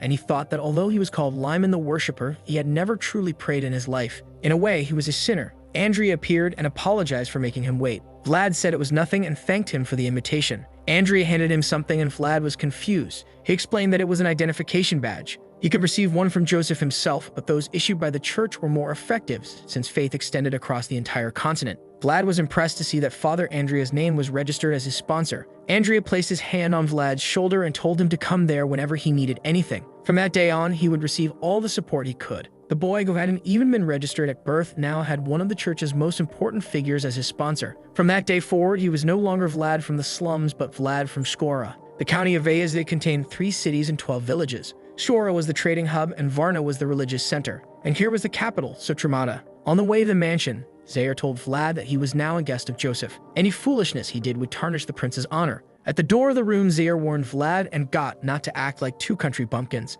They said they understood, and he informed them that some maids would bring drinks. However, he advised them not to drink or eat anything, just to watch. Otherwise, everyone would discover they ate like a bunch of pigs. Vlad asked if they couldn't take a small bite, and Zaire told him not to touch anything. They then entered the room, an extremely luxurious place. Even Vlad didn't expect something like that. At that moment, someone said they didn't recognize the two. From behind the curtain, he said he had been planning to stay hidden for a while. The man approached and asked who they were. Vlad was startled. The man had a face similar to Joseph's but was clearly a much stronger warrior. Got introduced himself, saying he had served Joseph in the last expedition. The man then asked who the boy beside him was, and Vlad introduced himself as Vlad from Shkora. The man stared at Vlad, impressed, saying he had never heard of him. He could see in Vlad's eyes that he had been through a lot and didn't seem intimidated by his presence. It seemed that Joseph had found a promising recruit. The man reached into his pocket, took out some peanuts, and offered them to Vlad. Vlad hesitated and said they had been told not to eat anything there. Got seemed shocked, but Vlad explained that they really couldn't eat anything.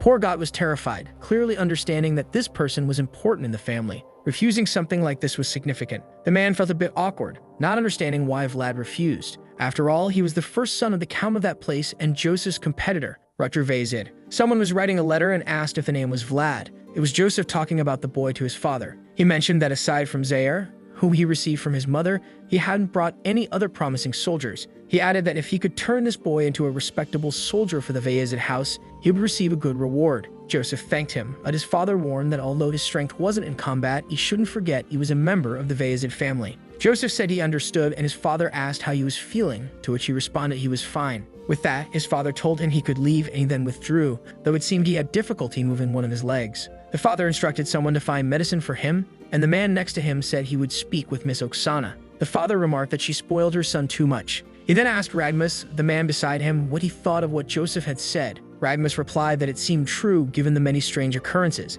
The count responded that they needed to find who was behind all this since it was clearly a direct attack on their house. Ragmus said that the church in Varna reported that it was a sophisticated attack using necromantic curses. Such a thing could only be done by an extremely powerful dark mage or a group of them. The father thought that if that was the case, there was surely an organization or group behind it. However, even if they knew, there was nothing they could do now. The Bayezid family would stay where they were and prepare for anyone who came against them, but he instructed them to find these people as quickly as possible. No one could be left alive after threatening his son's life and bringing chaos to that land. At dusk, Joseph spoke with them both. He called Gott and said he would receive a reward tomorrow and instructed him to speak with one of the servants to find a room. With that, he excused himself and left. He then sat in a chair and told Vlad that they needed to have a small conversation. Vlad had saved his life and sworn to be a warrior from that point on, and he asked if that was correct. Vlad confirmed this. Joseph then asked if what Vlad wanted to do required a bit of freedom, and Vlad agreed. The prince questioned him, saying he wanted to serve as a swordsman, but also wanted to be free. If that was the case, he needed to know why he wanted that freedom. If Vlad revealed this, they could reach an agreement where he would have the freedom he needed. Vlad was silent for a few seconds, and then asked if Joseph knew a man named Godin de Gaitar, the Knight of the Moonlight. Joseph found it strange that he knew such a name and asked if the mysterious knight who attacked the Smiling Rose was Godin de Gaitar. Vlad hadn't forgotten him for a moment. He was the person who killed the man who saved him and destroyed the world he knew, and yet he swore he would be like that person. Joseph said that unfortunately, he couldn't help with that. Godin was beyond the sphere of influence he could exert. Vlad seemed saddened by this news. However, it was something he expected since Joseph was only the count's son. But the prince replied that if that was the case, they would change some terms of their agreement. He offered Vlad to Shora a 7-year contract. Vlad seemed confused, and Joseph explained that he had given up all the dignity and pride of a noble. Vlad didn't fully understand what he was talking about, but it seemed important to his family. The prince explained that in exchange for saving him, he would provide food and training for the next 7 years, enough for him to become a knight comparable to the best in the world. The word knight caught Vlad's attention. The prince said that in return, Vlad would have to swear loyalty and only follow the commands and permissions he gave. Obviously, he couldn't do anything against Godin during this period.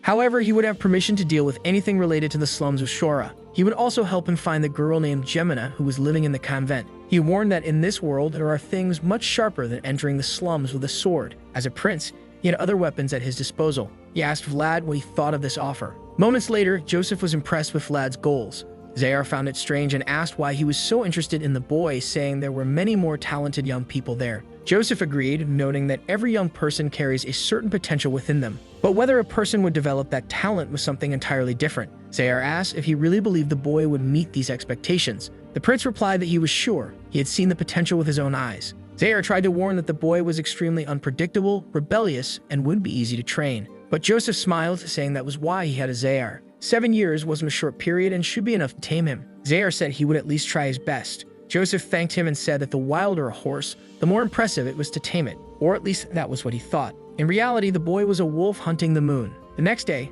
Zayar showed him the room he would stay in. Vlad asked if all of it was really his. Zayar reminded him that he was just a kid from the slums. Normally, other squires had trouble adjusting because they came from wealthy families, but he warned Vlad not to cause any trouble there. Vlad asked if refusing things that Rutger offered would be a problem. Zayar said it didn't matter because he wouldn't follow anything anyway. But he told him to go to the training field after finishing his meal. They would train in the morning and afternoon just like in the expedition. At that moment, something caught Zayar's attention. In front of him, a woman with green hair said that he was her loyal knight. Zayar introduced her as Miss Oksana, Joseph's mother. They greeted her, and she asked if that was the boy. Zayar confirmed that he was the one chosen by Joseph. She looked at Vlad, who glanced back. Seeing her all radiant, he felt embarrassed. What was this boy doing, looking at the mother of the man who hired him? She said she had heard that he saved her son and thanked him. Blushing, Vlad stammered that he was just doing his job. She said he deserved a great reward since his service was more than anyone could imagine. She mentioned that his hair had a beautiful color that matched his blue eyes and noted his broad shoulders despite being so thin. She said she would need to make some clothes for him. Vlad, embarrassed, thanked her, and she smiled.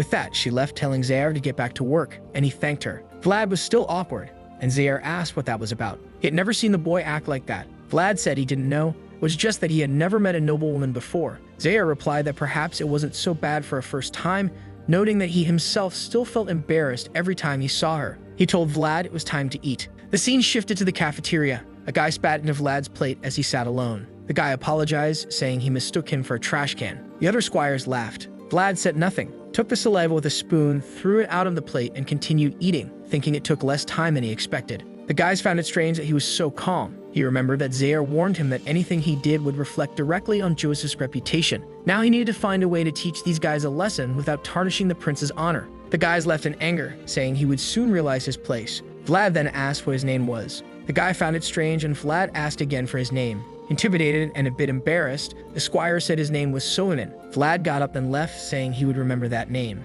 That morning, the count was walking through the castle, observing the new squires practicing. He stared and asked if that was the boy. The lad with blue eyes and golden hair at least seemed respectable. Ragmus told him to pay attention. Far off, someone was watching everything in secret. It was Zaire, eager to see what the new recruit would do. The father thought that if Zaire was interested, he also wanted to see what the boy would do. Vlad took a swing and the guy defended himself. Vlad followed up with a sequence, causing the guy to lose balance and nearly get hit in the face. Ragmus remarked that it seemed the boy had no fear. The father found him a bit awkward, but noted he indeed carried a bit of potential. As Vlad fought, he remembered everything the voice had taught him. Fencing always starts with foot technique. Once positioned, you deceive your opponent with your shoulder and eyes. Once they believe they know your move, you surprise them with another. The guy missed his attack. Vlad stepped aside, got face to face, and landed a blow to the chest. The guy fell to his knees, saying he was sure Vlad was going to attack from the left side. However, Vlad grabbed him by the hair and asked if he wasn't one of Sovinen's lackeys. He was sure he saw him laughing earlier at breakfast. "So it's time for you to laugh a little more," Vlad said,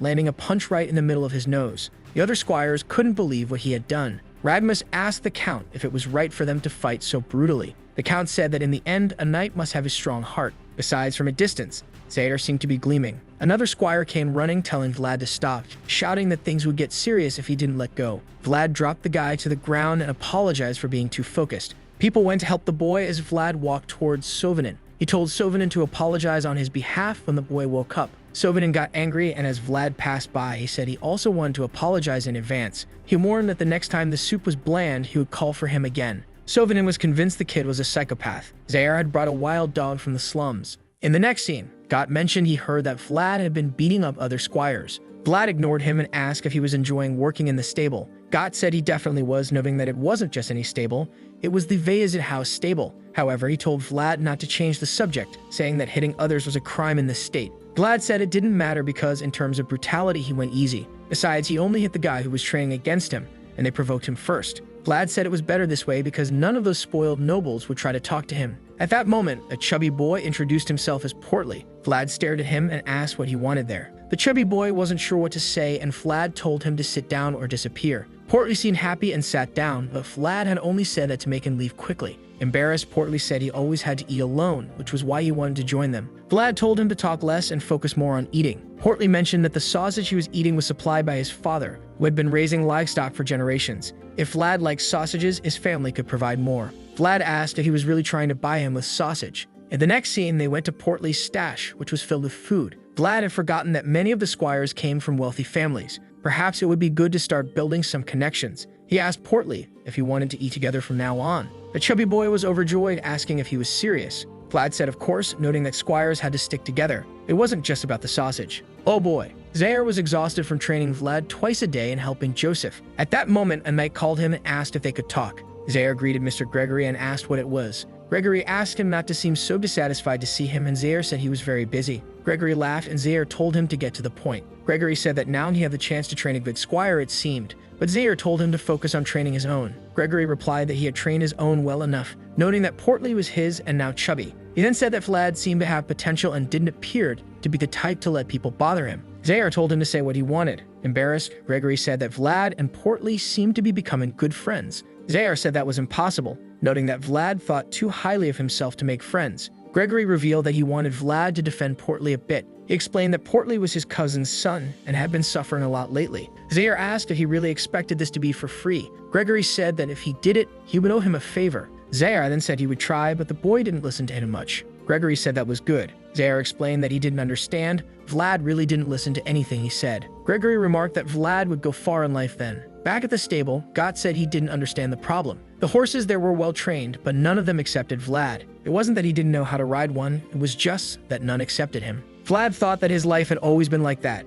Every dog or cat always ran away as soon as they saw him. But he remembered that on the day at the lake, he stayed on the horse even though it was Gott who was taming it. Gott mentioned that the horse belonged to Zaire and cost a fortune. Vlad didn't know what to say. How could he tell the prince that he could only accept a horse if it was very expensive? At that moment, a woman appeared and informed Vlad that Miss Oksana wanted to talk to our boy. He didn't really understand, but just said he was on his way. Sometime later, in another part of the castle, Oksana said that anyone who saw him wouldn't believe he grew up in the slums. The clothes suited him very well, but the boy was all stiff and awkward. She then told the man beside her that his clothes shouldn't be so tight since, at 17, he still had a lot of time to grow. Because of that, she would have new clothes prepared for him, including some for the summer. Vlad just thanked her. He wasn't going to say anything else. But she simply replied that she was the one who should be grateful that he had saved her son. She then apologized for taking up his time and told him he could go back to training. Our boy thanked her and was already outside. The boy really struggled when talking to older women and nearly died from holding his breath. However, looking at the clothes, he knew that this type of fabric was extremely expensive. It was very different from what he used to wear, which was already very different from what he wore when he lived in the slums.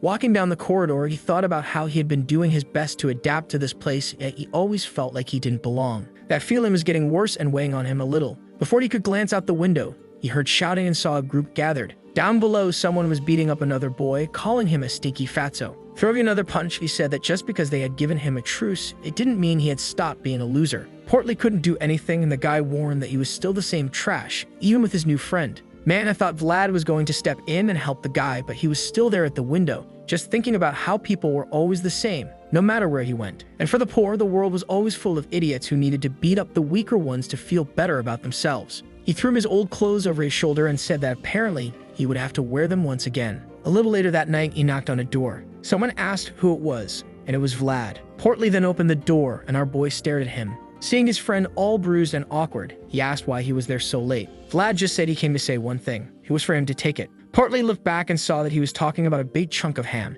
asking if he really wanted to give him all of it. Vlad just said yes, and with that, his friend lowered his head, thinking that he had been a fool to believe this guy was his friend. In the end, he was just another person who saw him as an easy source of food. However, even with all that, it was still better than eating alone, so he took it from our boy. Vlad then told Portly not to be too upset because this was compensation. The chubby boy didn't understand anything, and Vlad said that a knight had once told him this. A knight only accepts something if it's exchanged for a fair price. And now he was face to face with the guys who had beaten up Portly. He saw that it was 14 against 1 and said that not even the guys from the slums were this cowardly. But the other guy just told him to shut up and warned that today his confidence would be crushed. But our boy just beckoned them with his finger, telling them to come at him already because he didn't have all night. The guy got really mad, and with that, everyone rushed at him. However, Vlad was just happy that he had managed to change clothes, because tonight, there would be blood everywhere. The first two who came at him got hit right in the cheek and head. Their friends saw that the poor guys didn't stand a chance and dropped like trash. But before they could react, Vlad had already moved forward and landed one on another guy's jaw.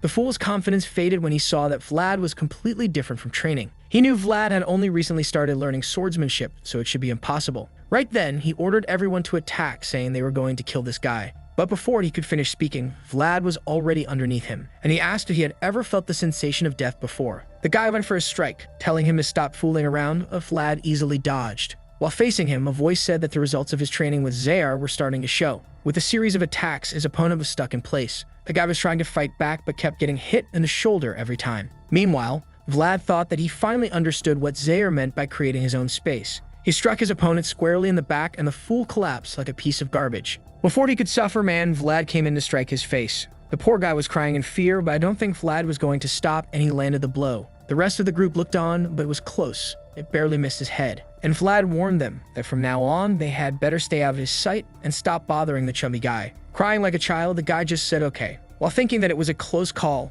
Vlad had almost actually killed him. Our boy then said that should be enough payment for that ham. It was time for the next ones, and he asked who wanted to continue. The boys were all standing there, scared out of their minds, and no one moved. But now Vlad was feeling inspired and said that if they weren't going to come at him, he would go after them. He started walking toward the ones who were still trembling, and man, it looks like he really beat up everyone. Meanwhile, the Baron of the house was just watching everything. Seeing everyone get beaten down, he said that the boy was quite impressive. The scene then changed to a hall the next day where the monthly meeting of all the knights was taking place. It wasn't explicitly stated, but the people who supported Rutgers stood on one side, and those who supported Joseph stood on the other, along with the neutrals. Antalas, the commander of the knights, said that the meeting would be rescheduled because Rutgers people were not present. They were about to move on to the next item on the agenda, which was how they would distribute the relics sent by the church. Meanwhile, the lord of the territory was simply observing how tense the room was. Rutgers knights were absolutely furious, while those who supported Joseph seemed quite relaxed. But to him, this was no surprise, since Joseph's knights had always remained in Rutgers' shadow. He glanced over at Zaire, who was wondering if the Count was smiling at him. Sometime later, the meeting ended and everyone was supposed to check the missions.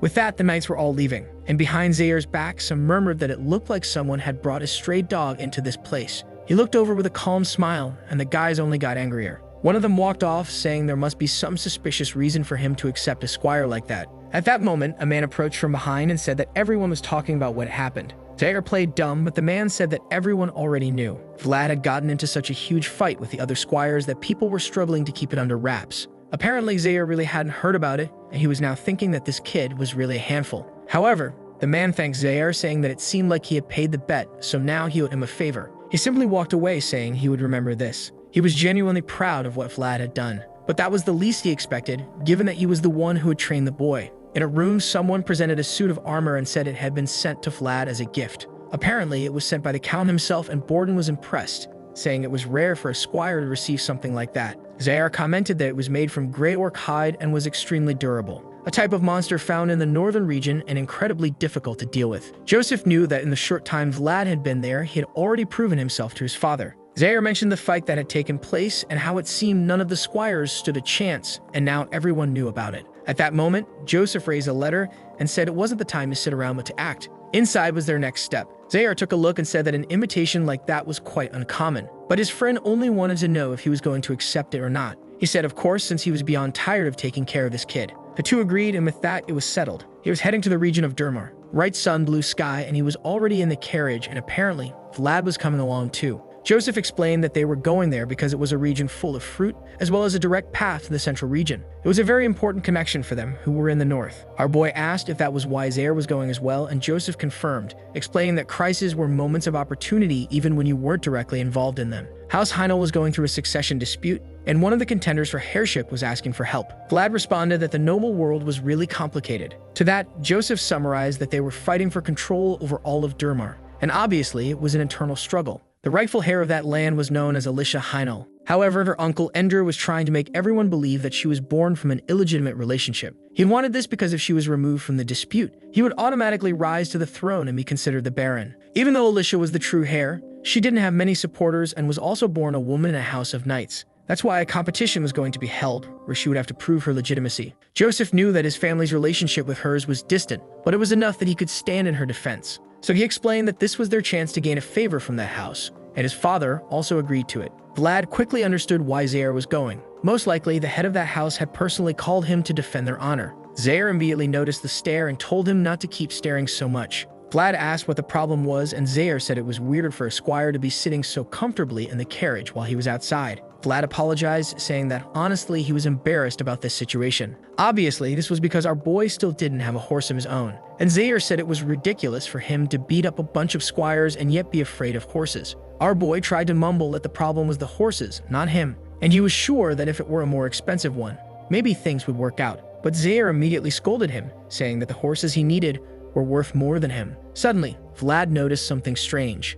His heart was beating fast, and he wondered if it was because he was getting scolded by Zaire. He figured maybe that was it, even though it didn't make much sense. The whole time, Joseph was rambling about things he didn't understand, while Zaire wouldn't stop lecturing him. But then he felt something even weirder, and the whole place started shaking. Borden said the ground felt strange, and suddenly everything started trembling even more. Zaire ordered everyone off their horses, and the men obeyed. At that moment, our boy immediately opened the carriage door and pulled Joseph out, who was a bit confused. Joseph told him that he appreciated the concern, but there was no need to panic so much. Borden, who was on the ground, said that whatever it was seemed to have passed. Vlad commented that this was his first time experiencing an earthquake, but Joseph said it wasn't an earthquake. Looking into the distance, they could see that something had passed through the area. The entire forest floor was completely disturbed. What had passed by was a giant deathworm, essentially a remnant of an ancient fallen dragon. Vlad was shocked, but in the next second, he was smiling, saying that something like that was magnificent. Sometime later, they were arriving in Durmar. They stopped in front of an inn, and Joseph told him that for now, he was free to do whatever he wanted. He could go for walks, explore the city, gather as much information as possible, or anything else. Vlad, however, was a bit confused since he wasn't entirely sure why he was even there. Joseph asked if there was a problem, and he said no, maybe he would just try to find something to do. But the prince told him to really think about why he had been brought there. It wasn't every day that one could witness a duel of honor, especially a group battle where each mate came from extremely important families. He was there to watch these people and learn from them. Joseph intended to train Vlad as best as he could, and obviously, this was a perfect opportunity. At that moment, Zaire just told him not to get beaten up out there because they had training in the morning. Vlad glanced at him and said that he wasn't that much of an idiot, but the trainer made it clear that he had no confidence in the boy. They then left but warned him not to do anything too suspicious. Now alone, Vlad realized it had been a long time since he had free time, so he had no idea what to do. As he wandered around, he noticed that everything was much smaller than he had expected. Not to mention that everything seemed somewhat old, almost as if no one was taking care of things. Maybe business hadn't been going well. At that moment, his sword trembled and said that it remembered being there before, or at least it remembered the tree at the top of that hill. Vlad said that apparently he had found a good place to pray. For someone who wasn't religious, this boy sure prayed a lot. He told his companion that it always helped him with sword skills, so now he would help it recover its memories.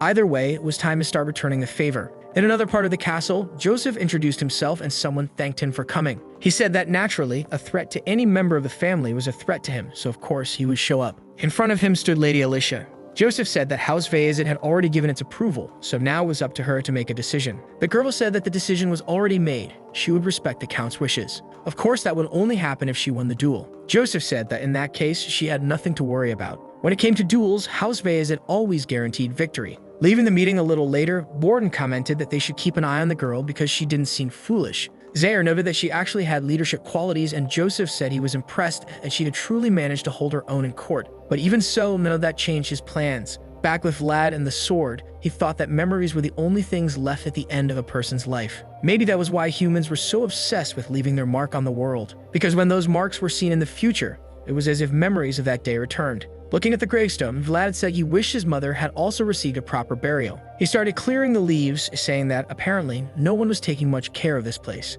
He told the sword that he was just tidying up a bit because it was a good thing to do. The sword seemed a bit flustered, so he said that since he had come up there because it had asked him to, it should take a good look around. He then planted it into the ground, and immediately, an image emerged from it. A voice said that memories were surfacing like bubbles rising to the water's surface. It remembered that the tree had been much smaller in the past, though it had no idea when that was. But it did recall being there with someone else.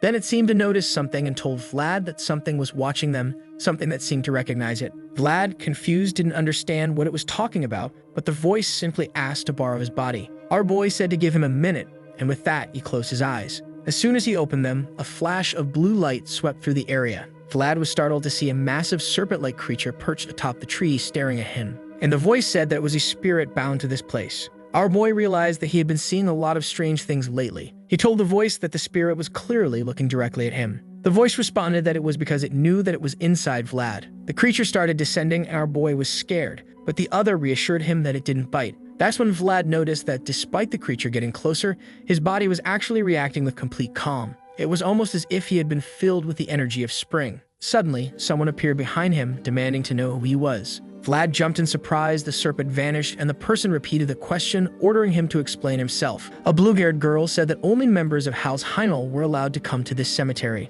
Vlad apologized and said he had just ended up there while looking for a quiet place to pray. She looked a bit confused, so he showed her the Bayezid family token, telling her that she didn't need to be suspicious of him. Seeing that he was Zaire's squire, she said that he really didn't seem to be lying. He thanked her, and the two fell into an awkward silence. He immediately imagined that what he had done probably wasn't very polite, which would be a problem if word got back to Joseph. He would definitely end up getting beaten by Zaire as usual, so he had to make sure this woman didn't say anything. He then asked if there was anything he could help her with. If she was there, she must be a member of the Heinel family or someone who took care of the tombs. Since he had already come up there, he had taken the chance to clear some of the leaves off a few of them. She then noticed that the graves were indeed clean, and our boy said that it was a kind of gesture of respect for the owners of this land. He grabbed the bucket and said that this applied to her too, but he only wanted one small favor, that she please not tell anyone that she found him there. Otherwise, he'd get scolded by Zaire if he got found out. She let out a little laugh and said that was fine, but it would depend on how well he cleaned the place. Vlad was already annoyed at this damn girl taking advantage of his goodwill, but he wasn't going to say anything. He just kept cleaning calmly. She stood there smiling while he worked as the leaves fluttered away. Meanwhile, back at the castle, sword clashed against shield. Our boy was there, impressed by the knight's practice. That was a real spar between two true knights. The voice told him that the man's striking was incredibly strong. A normal person's bones would be shattered if they tried to block Sir Colin's attacks. Our boy thought that it was no wonder he had the title of Wild Ox of the Central Region. But what impressed him the most was Sir Pablo, who was managing to defend himself with ease. He was amazed. The duel was tomorrow, and yet these guys' warm-up was already this intense. He asked if all knights were like this, and the voice reminded him that Borden was also a knight. He realized that the men in front of him were truly talented. But now, after all this time since leaving Skora, he was finally starting to understand where he stood in this world, which unfortunately meant he had a long road ahead of him. Finally, the day of the great duel had arrived. Our boy was helping Zayar get dressed, tightening his right cuff as instructed. Vlad glanced to the side and saw a blue-haired man, Endra Heinel, the one trying to steal Lish's throne. Zayar told him to pay close attention since opportunities like this were rare in life. Besides, he didn't know what Vlad had seen yesterday, but it was best to forget everything. Vlad was a bit confused, but Zayar just said it was written all over his face. Our boy realized that even the training that had impressed him probably wasn't anything special. And the trainer told him that he was just a beginner with a long way to go, and that he didn't even have the right to think about running. The greater one wanted to become in this world, the longer the journey would be. Our poor boy, always getting life lessons, just said, "All right," until someone called everyone's attention in the room. The doors opened and he already knew it had to be the Herr House Heinel. In theory, he shouldn't have known her, but our troublemaker did. Lady Alicia Heinel was announced in the hall. The voice told him that he had managed to offend the tombs right in front of the girl who would inherit everything. She walked through the hall, and no one said a word. She passed right by Vlad's side. No silly smile, just a cold stare. Our boy immediately realized she had recognized him. But the moment she passed, there it was, the little smile, sneaky girl. Yet once she sat on the throne, she was back to her cold mode. That girl had mood swings. The priest then spoke, saying that with all participants present and under his watch, he was the eyes of God and would bear witness to this duel. Vlad could only think that the entire region of Durmar was at stake. At the same time that this was a duel of honor, it was also a battle without mercy. They were saying that nobles needed to have blue blood and be extremely cold because of the decisions they had to make. But, unfortunately, Alicia wasn't ready for that. Her blood was still red. She threw the cloth and told him to stop. That was enough. Apparently, the old man she had called to protect her was already finished. But he said that it wasn't over yet. He wasn't done. However, the church official said that the handkerchief had already been thrown, so he had to admit defeat. The knight told the commander that it had been an admirable duel, but the old man said he didn't even deserve to be called a commander anymore. The truth was that Lord Duncan himself had trained this man, intending to make him a great knight of this land. He had never imagined that the talent he had nurtured would be used to strip Alicia of her power. Then the church official declared that the first victory went to Lord Ender. The men praised Ender, saying it was a perfect result. The next duel was between Sir Colin and Sir Zayar. Both were reminded that the use of aura was strictly forbidden in this fight. The battle would end when one of them surrendered or could no longer continue fighting. Zayar glanced at Vlad. He gave a little signal for him to pay close attention, since there was a lot to learn. Our boy quickly realized that today's training would take place right there, and the so-called Wild Ox of the Central Region was about to teach him a lesson. Zayar shifted his body sideways, dodging the first strike. Calmly, he observed Colin, who was impressed that he had dodged with just a single step. But Colin went in for a second strike, figuring that if he just sped up a little, he'd eventually land a hit. Zayar leaped over the next attack and once again sidestepped. He crouched to evade another strike and retreated across the arena. Ender, however, was excited, saying that Colin was really putting a lot of pressure on Zayar and that he had no chance. However, in the background, Pablo had already realized that this was not the case. How did they not notice that this fight was actually in Zayar's favor? The one who must have noticed the most was Colin, who couldn't land a single hit. The big guy wondered why his blade wasn't making contact, and Zayar was even toying with him, dodging effortlessly. The wild boar charged in furious, ready to land another strike, but this time, Zayar moved forward as well. The voice told Vlad that this was the moment Zayar wanted to show him. He struck the side of Colin's blade, forcing it backward. Colin realized he had fallen into a trap, but Zayar remained calm. Losing his composure again, Colin used the impact to launch another overhead strike. Meanwhile, the voice told Vlad to notice that Zayar had intentionally guided Colin's blade upward. This way, the only attack the man could make was a downward strike. This was what they called a counter, using the opponent's own attack to create an opening. Colin was already on the ground, realizing that Zayar was on a completely different level. He knew that no matter how much he trained in his life, he could never catch up to someone like that. With that, he simply admitted defeat. Alicia let out a sigh of relief as her representative was announced as the winner. Obviously, Endra's side didn't take it well, but Zayar remained composed. He walked over to Vlad and asked if he had observed anything. Of course, Vlad responded that he had and thanked him. The final duel was supposed to be between Pablo and the purple-haired guy. As soon as his name was mentioned, a friend next to Vlad told him to stop stating the obvious since everyone already knew him. Still, Pablo said his name for everyone to hear. And then the other man introduced himself as Jude de Shazad. The voice told Vlad that Alicia had really gathered impressive people. This Jude was at a higher level than Colin. But then suddenly, Jude looked over at Alicia. She found it strange, and out of nowhere, he bowed. Joseph immediately recognized this as the gesture of someone signaling that they were leaving. Jude then declared that he, as the representative of House Shazad, would not be participating in the duel. Everyone in the room was immediately shocked. This was something Joseph had not anticipated, and Endra immediately clapped, saying that with this, everything was over. Obviously, the man had been bought. Endra even took a step forward, declaring that he was now crowned the ruler of this land in the presence of God. But Joseph said that this was not over yet. Endra insisted, saying there was no way to undo this, especially since Alicia's knight had chosen to withdraw from the duel. Joseph responded that this wasn't over until he said it was over. House Bayezid would not accept a loss like this without a fight. Everyone in the room agreed that they at least needed to hear what Joseph had to say since he was the representative of the North. One of the men standing behind Ender whispered to be careful, as it would be terrible to start a conflict between the two regions. Ender then asked what Joseph intended to do to resolve the situation. The prince knew there was one scenario he absolutely wanted to avoid, the worst possible outcome. He then said that the duels had to continue so that Lady Alicia's reputation would not be tarnished. Endra agreed, but said they would now need to find someone to replace Yub. For him, this was also fine since he knew there was no other knight present who could defeat Pablo. Joseph then said that he had someone to fight in Yub's place. As the heir of House Bayezid, he would designate the next person to fight for Alicia's honor. Obviously, he called for the blonde one. Vlad, standing there with his dumbfounded face, had no idea what was happening. Endra, however, objected, saying that this was not allowed since the guy wasn't even a knight. But Joseph replied that in a duel of honor, anyone who could wield a sword had the right to participate. Endra insisted that it would be disgraceful to have Pablo fight against a mere squire. But Joseph countered that it would be even more disgraceful for House Bayezid to lose a duel like this due to underhanded tactics. He wasn't going to accept such a ridiculous loss, which was why he was nominating Vlad. Ender sighed and agreed if Joseph was insisting, so be it. After all, he knew that the boy was just a squire, so there was no chance. Vlad, meanwhile, asked if he had heard correctly that he had to fight a real knight. Zaire simply said yes. Our boy only wanted to know if his life was at risk. The trainer told him not to worry. If his life was in danger, he would personally stop the duel. But what Vlad really wanted to hear was that the fight would be stopped before his life was in danger. Zaire didn't answer, and Vlad obviously didn't like that silence.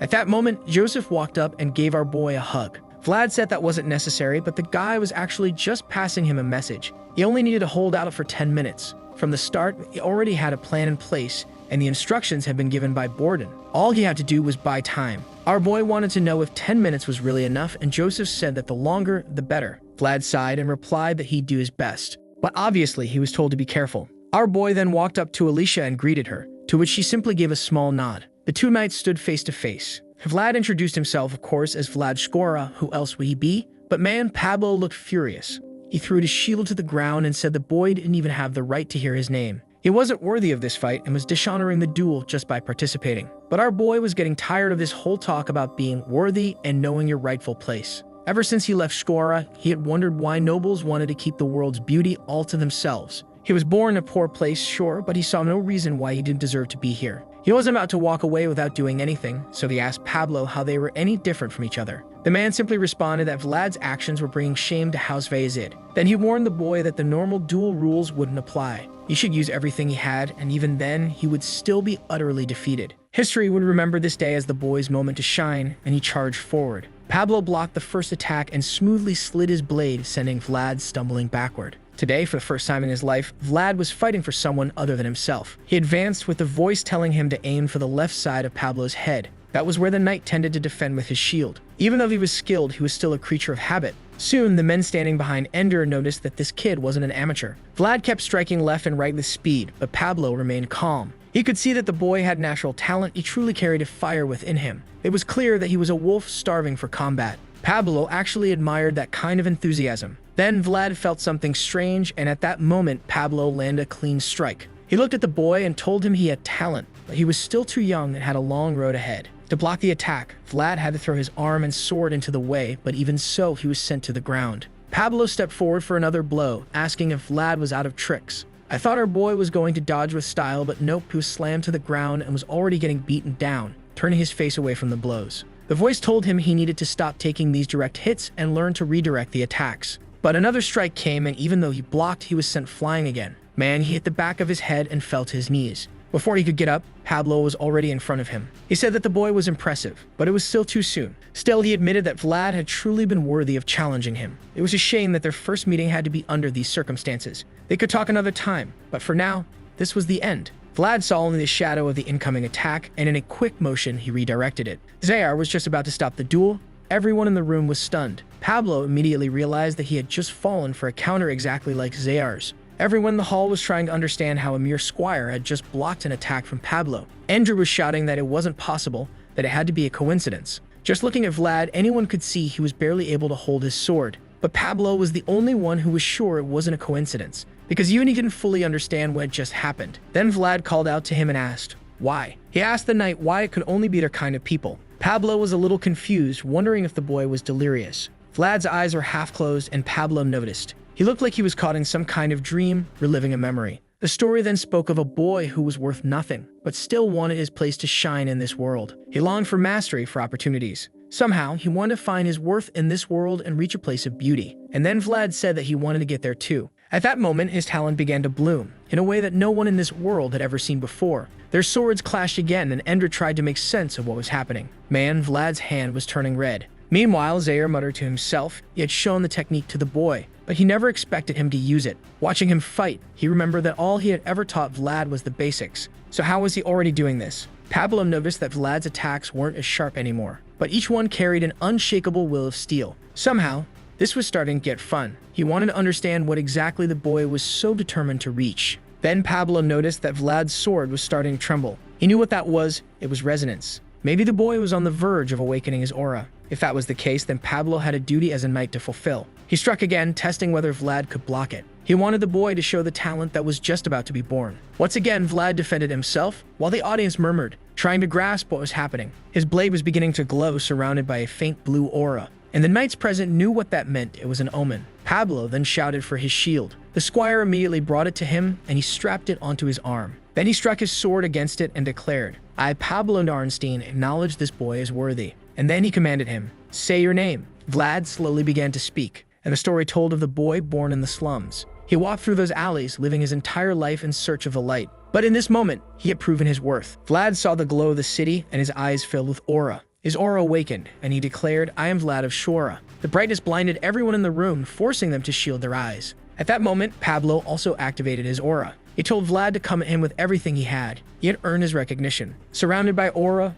Vlad leaped toward him. But a short time later, he was on the ground. Pablo smiled and said he had fought well. Our boy had fallen asleep peacefully, until Ender spoke up and announced that Vlad had used aura in the duel. That was completely against the rules, so he was disqualified. Pablo just thought to himself how pathetic Ender was. He couldn't see the value of this moment. Joseph and Zayar then walked up to Pablo and thanked him for fulfilling his duty as a knight. Pablo replied that he was simply doing his job, and that it had been an honor for him as well. Then Joseph turned to the priest and asked if what had just happened was truly aura. Shaking slightly, the priest confirmed that it was. Joseph then said that they had a problem. Between breaking the sacred rules of the duel and violating the Master Swordsman's code, the priest had no idea what to say, and Joseph reminded him. The Master Swordsman was just a man who once lived in history. He had defined the knight's code of honor and their duties. If Pablo had interrupted the boy's awakening, he would have gone against the duty of a knight. And no one in this room was qualified to say whether that was right or wrong, which was why they first had to discuss the matter with the Vatican and the royal family. The dispute could only be settled once they received an official decision. The Master Swordsman had once said that every person in the world deserved the chance to awaken.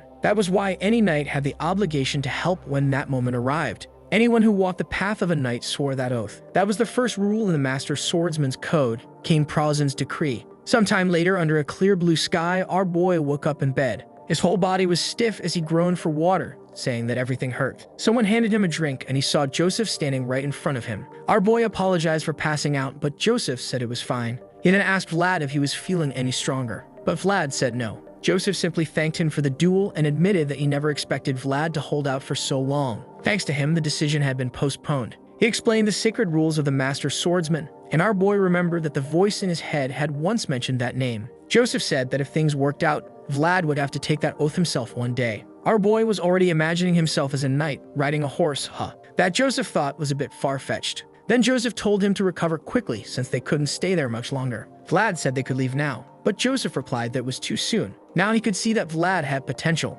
a potential that he also had to protect. Before leaving Durmar, an attendant was speaking with Alicia, saying that most of the visitors were leaving. She asked if Ender had left as well. The old man confirmed that he had. Until the church's verdict was announced, it seemed he wouldn't be returning. She was frustrated, saying that these people had tried to steal everything, yet they could still walk away unscathed. Duncan told her that their time would come. The real problem now was how to manage the region of Durmar. She agreed and asked how the lemon harvest was going. Unfortunately, the old man said, "Not well." She knew the situation was getting worse, so she asked why they hadn't expanded into the barley region. The old man responded that any major change to the economic structure of this place needed to be postponed for now. She knew that, unfortunately, it was too risky under the current circumstances. Even after climbing one massive mountain, there was already another standing in front of her. Then she looked out the window and asked Duncan, wasn't a knight supposed to be skilled at riding a horse? He answered that of course they were, since a knight who couldn't even ride properly didn't deserve the title. She let out a laugh and said that God really couldn't give everything to a single person. The old man looked out the window, and of course there was Vlad completely failing to stay on his horse. He fell, hit his back on the ground, and got up looking like a wreck. Zaire frowned and asked, "This was an expensive horse, so why wasn't it working?" Embarrassed, our boy said, "Maybe it wasn't expensive enough," only to immediately get smacked on the head by his trainer, who told him to think twice before speaking. Our boy then swore that there was a time when he had actually managed to ride a horse. Got backed him up, he confirmed that Vlad had successfully ridden one before. And that's when Zaire started realizing that maybe he had been an idiot for thinking Vlad just needed more training. Maybe horses really were a problem for him, since they always seemed to avoid him, even when he was just standing nearby. It was almost as if the animals were afraid of him. With that, Zaire called it a day and said that there would be no training tomorrow. However, our boy wanted to know when he was going to learn how to ride a horse, to which Zaire responded that for now it was best if he just gave up. Vlad closed his eyes and muttered that everyone sure loved telling him to do that. Tired, the trainer sighed and said that, unfortunately, there was nothing they could do at the moment. When they got back home, he would think about it. But for now, they had another issue to deal with. His friend then joked that it seemed like the horses liked him even less with each passing day. Meanwhile, our boy was wondering what he would do if even the expensive horses didn't want anything to do with him anymore. Got laughed and suggested he try riding a cow, at least they wouldn't run away so easily. Vlad wasn't amused, and his friend told him that in that case he should just stick to riding in Joseph's carriage. Surely, Zaire would love that. His friend waved goodbye, and at that moment, the voice told our boy that maybe his internal energy was simply too strong for the creatures. Animals were much more sensitive to that kind of thing. Vlad asked what he should do, and the voice advised him that he would have to learn how to control the energy he had. Once he mastered controlling his aura properly, this kind of issue would become much easier to handle. However, Vlad groaned that even summoning a tiny bit of aura was extremely difficult. And the voice reminded him, just as Zaire had said, that it was a long road and it would take a lot of time. He looked off to the side and said that after the ceremony they'd be heading back. Maybe they could stop by that place one last time. Meanwhile, walking through the corridors, Joseph knew that he had technically failed his mission, but people would understand his side of things. That boy had been like a natural disaster. There was nothing he could do.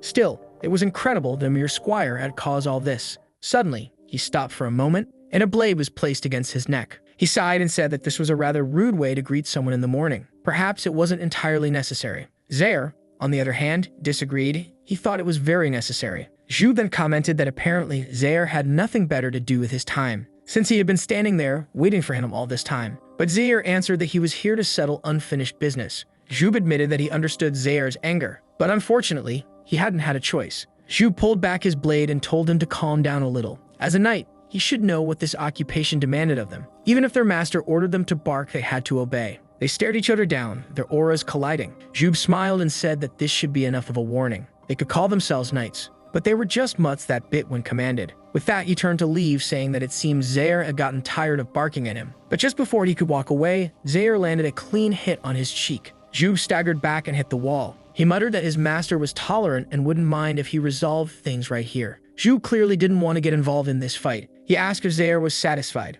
only to take another hit as Zaire growled that he wasn't. Zhu dropped to his knees, coughing. Zaire then told him that as a young knight, he should know exactly why this had to happen. Still struggling, Zhu admitted that maybe he deserved this one. But Zaire said it still wasn't enough to make up for the humiliation the prince had suffered. Zhu staggered to his feet, saying that he was sure they would see each other again soon. After all, he should know that the empire was starting to crumble. And in times like this, it was smart to choose the right allies. With that, he walked off, waving goodbye, saying he'd see him later. As much as Zaire didn't want to admit it, it was true.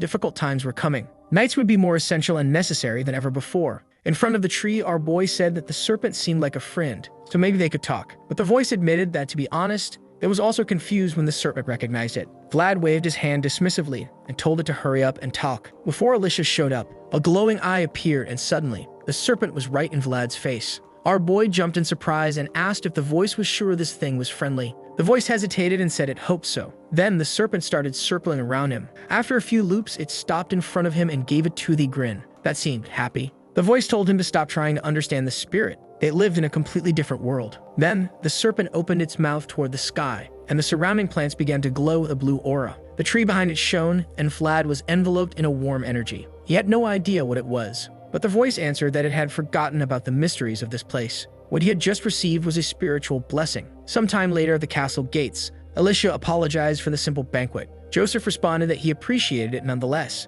He understood that House Heinel was still recovering from the battles. She thanked him and he bowed, saying that they were leaving now. At that moment, Duncan spoke up. He told them to wait, and then called for Vlad Shora to step forward. Our fool stood there frozen, and Joseph had to tell him to step forward already. Zaire knew that they had prepared a reward for the boy. Meanwhile, Joseph mentioned that he had asked Alicia to keep the ceremony as simple as possible. Our boy kneeled and Alicia thanked him, Vlad Shora. She told him that she wouldn't be standing there if it weren't for his help. He had defended her honor in that battle and had outshined everyone in the duel, ruining her uncle's plans. She had nothing to offer that could truly represent her gratitude. And with that, she handed him a handkerchief. She said that he might not be a knight yet, but he had fought more honorably than anyone that day. Joseph knew she was planning something. He was certain that the girl was smart. By doing this, she demonstrated a connection to House Vazid, tying her success to Vlad's future achievements. Looking at the handkerchief, Vlad thought, this looks pretty expensive. Was it really okay for him to accept it? He remembered that Zaire once told him it was wrong to refuse what nobility offered, just like that day with Joseph. To avoid any problems, he took the handkerchief and thanked Lady Alicia. But suddenly,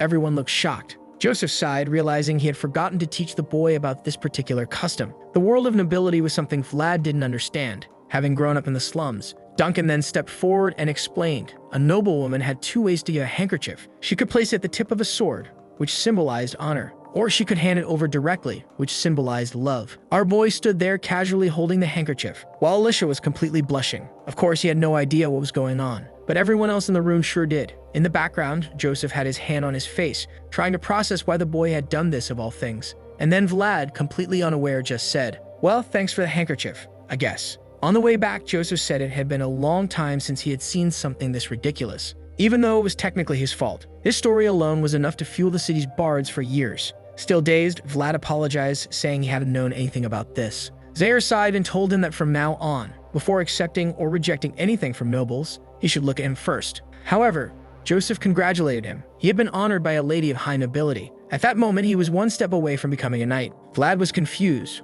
What was this about him being almost a knight? Joseph explained that wherever Alicia's name was honored, he would share the same honor as a true knight. Our boy was amazed. He didn't know there were benefits like this. But Joseph reminded him that this applied only to Durmar, since Alicia had just assumed power. Now it makes sense why he was almost a knight, huh? It wasn't like he was officially one. It wasn't that easy. Joseph told him that even though he had accepted the handkerchief by accident, he should never lose it. It represented Alicia's honor. Vlad asked what would happen if he did lose it. Joseph simply said, "You'll have to figure that out yourself." From his face, Vlad already knew.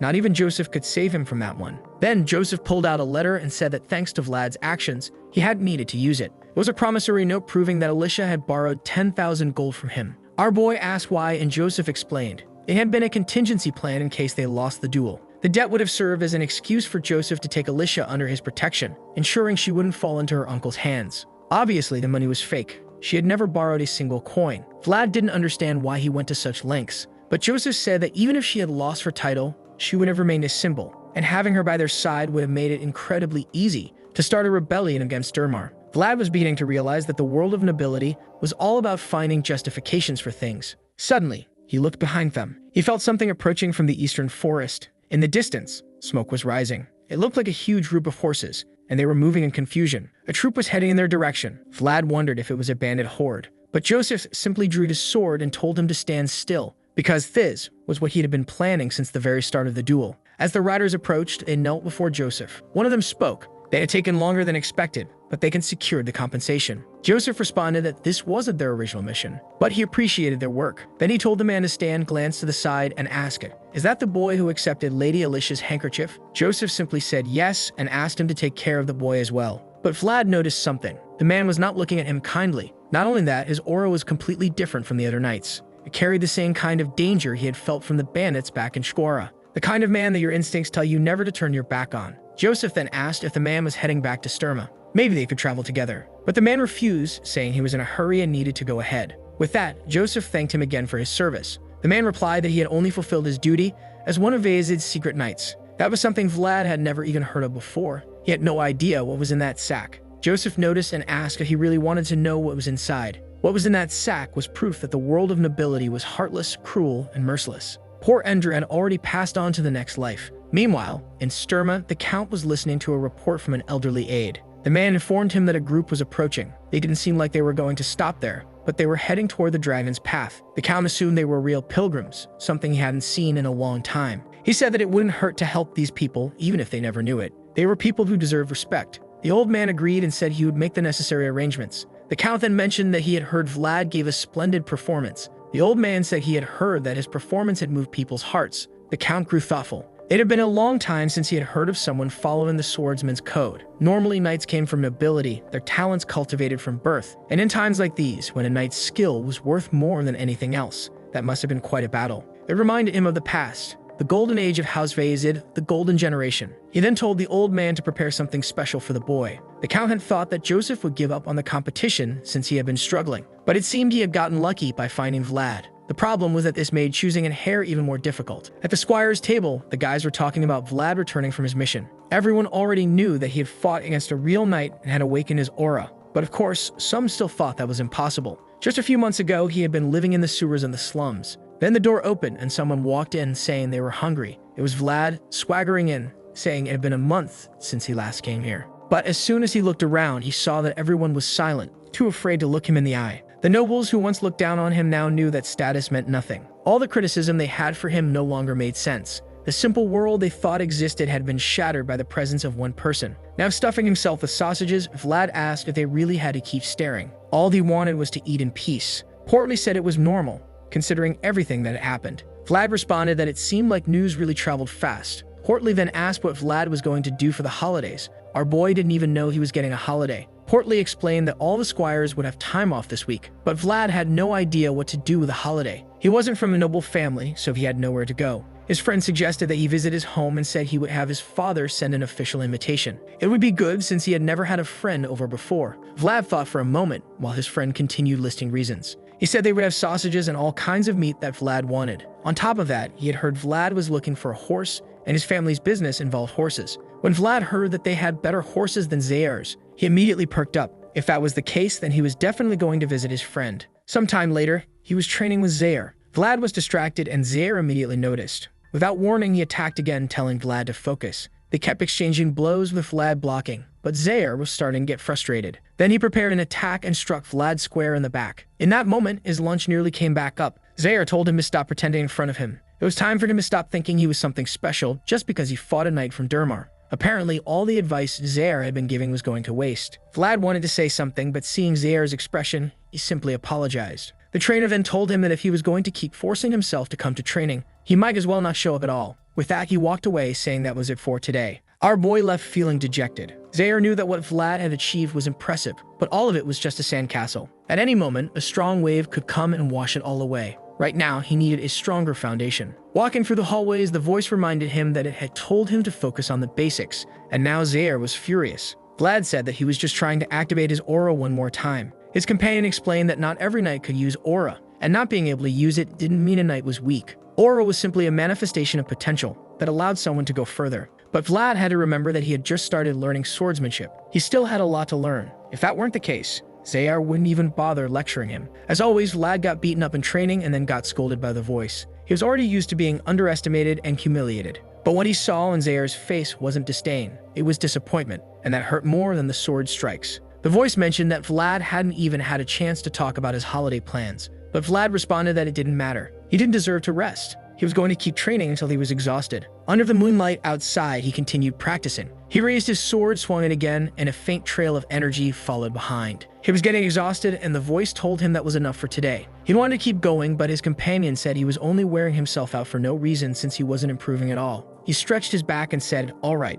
He glanced at the moon and thought that, honestly, They were both right. He was still at the beginning of everything. From the top of the wall, Zaire had been watching the whole time. He saw that the boy's eyes were, as always, locked onto the moon. He truly was a wolf chasing after it. Meanwhile, in Count Ravenoma's territory in the city of Trinova, the entire place was on fire and screams echoed everywhere. Inside the throne hall, blood and bodies were scattered all over. A man was lying on the ground, and a voice asked why he was still there. A figure approached, sword in hand, asking if the final mission had been completed. The man got closer, and the one on the ground said that apparently this was how it was going to end. In front of him was his target, Godin. The fallen man said he knew that a knight had to prioritize his master's orders over his honor, but that didn't mean he would follow every command unconditionally. The former knights of Count Gaithar would never have done something like this. Godin responded that this was exactly why they were all dead. The knight then told him that one day his light would fade too. He should make sure to send that message to Count Gaithar, that he'd be waiting for him in hell. Godin simply replied that the message would be delivered, and with that, red splattered through the air. Back with Vlad, he was standing there looking confused, asking if he was really getting a holiday. Joseph said yes, adding that he had heard he even got an invitation from the Connor family. Vlad was shocked, and Joseph just laughed, saying news travels fast. Besides, his friend was the squire of Gregory, who definitely went around telling everyone. Our boy could already imagine exactly how that message got to Joseph. Joseph told him that regardless, he was getting a break, and now that he actually had somewhere to go, that was even better. Vlad just thanked him while noticing Zaire had his eyes closed. Joseph sensed tension. Something must have happened between them. He could have said something to ease the awkward silence, but he preferred to let them suffer. Vlad was standing there thinking that the silence hurt, and he didn't even know how to leave the room. Then Zaire finally spoke, saying that holiday or not, a knight never stopped practicing with the sword. Vlad said he understood, and Zaire added, if he skipped training for one day, he would notice it. If he skipped training for a week, his enemies would notice it. Zaire knew that Vlad wasn't the type to run from training, but in a moment like this, he needed to make sure he stayed consistent. Then he said he was looking forward to seeing Vlad's progress when he returned. Hearing that, our boy lit up and eagerly said he understood. Joseph then casually warned him not to get his hopes up about the horses at his friend's estate, since he doubted he would find one that suited him there. No matter how good the horses were, the problem wasn't them, it was Vlad. He then dismissed him, telling him, see you in a week. But he shouldn't bring back any gifts. Vlad wondered if that meant Joseph was actually expecting a gift, and once again, he couldn't understand what these guys were thinking. As soon as they were alone, Joseph brought up House Connor. Zaire said that now that they were going there, they'd definitely catch attention, and maybe that person would take interest in the boy. Joseph knew that person would absolutely try to steal Vlad away, but of course he wasn't going to let anyone take his boy. As always, the scene switched to our boy looking clueless. They were dressing him in new clothes, and Oksana was standing in front of him, naturally. She commented that the color looked splendid on him, and that it matched his leather armor perfectly. With a well-built and developed body, anything would look good on him. Blushing slightly, he simply thanked Lady Oksana. She then mentioned that she knew he was visiting House Connor, and that he should remember he was carrying the honor of this house. He should at least have basic etiquette, or he would bring shame upon them. Then she stepped closer, put a hand on his shoulder, and asked him not to embarrass himself. Our boy, completely starstruck, saw her shining like an angel. Blushing all the way to his ears, he just nodded and said he understood. Then she told him that after the holiday, she would assign him an instructor to make sure he never made the mistake of accepting a lady's kindness with his bare hands again. He quickly apologized, already knowing exactly what she meant.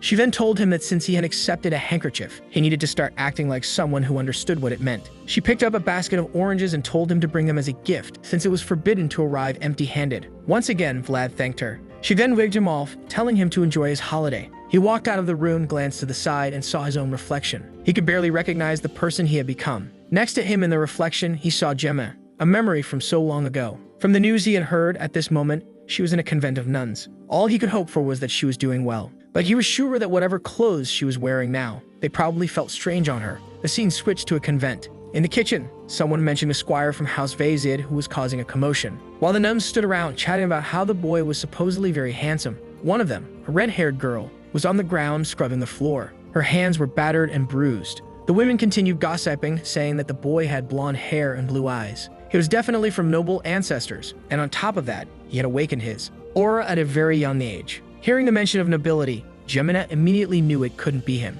It was impossible that her friend had already achieved so much. All she wanted was to know that at the very least he was still alive. The other nuns looked over and asked why they couldn't hear the sound of scrubbing. They reminded her that someone like her, who hadn't paid the donation to join, should know her place. She should be working harder than everyone else, grateful for the blessing of being allowed to stay there. Then they walked away, laughing, saying that either way, she had nowhere to go if she left this place. Gemina was left there, still on the ground. At the very least, she had learned how this world worked long before leaving the Smiling Rose. She then remembered the moment she arrived at this place. A woman had told them that they didn't just accept anyone, because this was sacred ground. She knew very well what those dirty girls had done, so they couldn't be here. But Marcella stood her ground, saying that all of these girls were virgins since the bishop himself had looked after them. The nun said she understood, but even so, there wasn't enough space to take them all in. Marcella insisted, saying that she had already donated a fortune to this place, more than enough to feed these girls for 10 years. The woman hesitated, but then Jamina asked, "What about Marcella?" Marcella told the girl to worry about herself and to just go inside.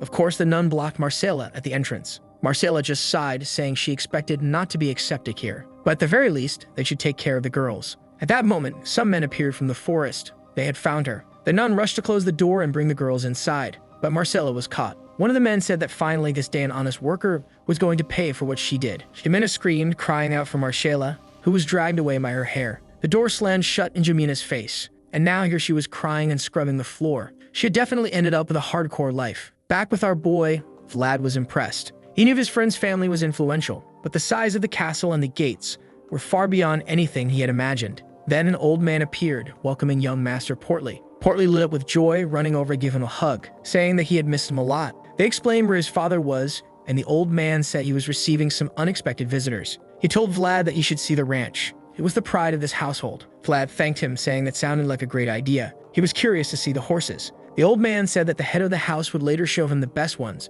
but for now he could take a look at the rest. They crossed the bridge, and the next scene was pure chaos. The horses were all panicking. As soon as they saw Vlad, they all ran away. Even the cows, even the sheep, whatever animals were in that place, they were gone. Our boy quickly realized even cows weren't going to be an option. The old man said that this seemed like a serious situation, and even suggested that Vlad go to the church. But Vlad insisted there was no curse, since Father Andrew himself had looked after him. Watching the horses from a distance, he was devastated. What was the point of being able to use aura if he couldn't even become a knight? Completely dejected, he muttered that while everyone else rode horses, he'd just run alongside them. His friend, however, told him not to give up. They had countless horses of many different breeds and functions, so at least one of them had to work for him. Vlad said he hoped so, but he didn't look convinced. Portly then mentioned a horse like no other, an incomparable pedigree. Giving Vlad a few pats on the back, he told him that tomorrow his father would show it to him. Inside the house in the afternoon, they were having a barbecue. Man, this story might be medieval, but that barbecue with multiple ovens looked incredible. Damn, now even I'm hungry. Vlad commented that it seemed like his friend's family took hospitality very seriously. Then someone nearby called out, "You're finally here." A man introduced himself as Olsen Connor. It was obvious he was the lord of this place. Our boy was about to say his name, but Olsen immediately cut him off. "Everyone already knows who you are. You've been the talk of Sturma." He patted Vlad's shoulder and said it was great to have him there. Olsen knew he had a highly talented young man standing before him, one who would bring honor and pride to Sturma. His son had definitely made a great friend. He then told them to come along, they should talk, while dinner was being prepared. It was amazing. So many unique guests had come to his home today. Vlad suddenly remembered. Olsen had mentioned unexpected visitors earlier, but he had no idea who they were. Then Olsen said something strange. The odd thing is, both of them are from House Vayazid. Immediately, Vlad knew there was only one Vayazid who wasn't there. When the door opened, he froze. Sitting there calmly in a chair was a man. As soon as he saw Vlad, he greeted him casually. "Haven't seen you in a while. How have you been?" Vlad hesitated for a second, then formally greeted Lord Rugger. Rugger chuckled and said, "This time you don't have a choice. You're eating with us because the food here is amazing." At that moment, Vlad understood. This was a jab at him for refusing the peanuts that one time. And when he glanced around, everyone from House Rugger was glaring at him with hatred. Clearly, this had nothing at all to do with the fact that he had beaten the hell out of their squire Scooter. But Vlad just smiled and thanked them, saying he was looking forward to dinner. Rugger seemed surprised by his enthusiasm, then gave him a small smirk. He then mentioned that he had heard Vlad was on holiday and asked to meet with him tomorrow. Vlad asked why, and Rugger said he wanted to take him somewhere. The next day, they were outside. Everyone was on horseback. Everyone, except, of course, him. Right ahead, there was a long-eared girl who asked why he was staring at her, and if it was the first time he had seen a creature from the beast race. Her name was Dorothea, and she was a feline. Vlad, bored, simply responded that there's a first time for everything. Then, a comment heard that he was from the slums of Shorad and wanted to know how he became a squire for the Vayazid. Vlad replied that it was much stranger for Rudger to have a half-animal as a mage. She was starting to get fed up with this kid who never answered anything, so she asked if it was true that he could summon aura,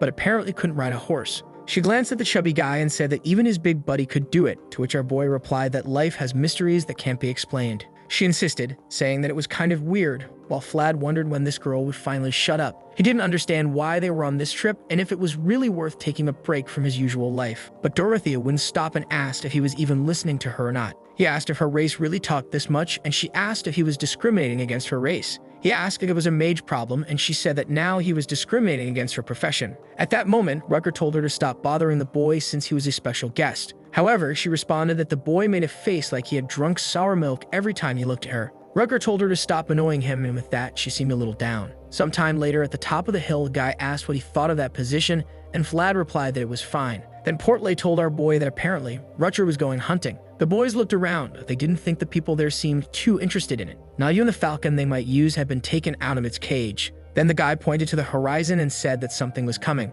Rutger commented that it was a great omen. He hadn't expected a group of pilgrims to pass by there. He then ordered that they raise the banners so the travelers wouldn't get scared. With the Vayazid symbol raised, he said it was time to start the hunt. Nearby, there was a big black horse among several smaller horses. It was at the top of the hill while everyone was eating, until suddenly the entire ground started to shake. The horse sensed that something was beneath the earth. Meanwhile, the group of pilgrims was calmly passing by. Rutger's team was on the hill, and Vlad, still bored, had said that this was clearly just an escort mission. He was about to complain a little more when the cart hit a rock, making everything shake. He immediately jumped out of the cart, saying that at this rate, he'd rather walk. His friend asked if he was okay, to which he replied that he was, but it was weird that his heart wouldn't stop racing. Portley commented that it was probably because the cart bounced too much, but our boy thought it was his own fault, so he decided to walk a bit and calm down. However, he agreed that the view in this place was at least incredible. Looking at the vast horizon, Portley said that everything was stretched to the plains of Varna, and the place was so clean thanks to the expedition he had participated in with Joseph during the winter. The boy smiled, saying that in a way, part of it belonged to him as well. And then looking to the left, Vlad saw a cloud of dust approaching.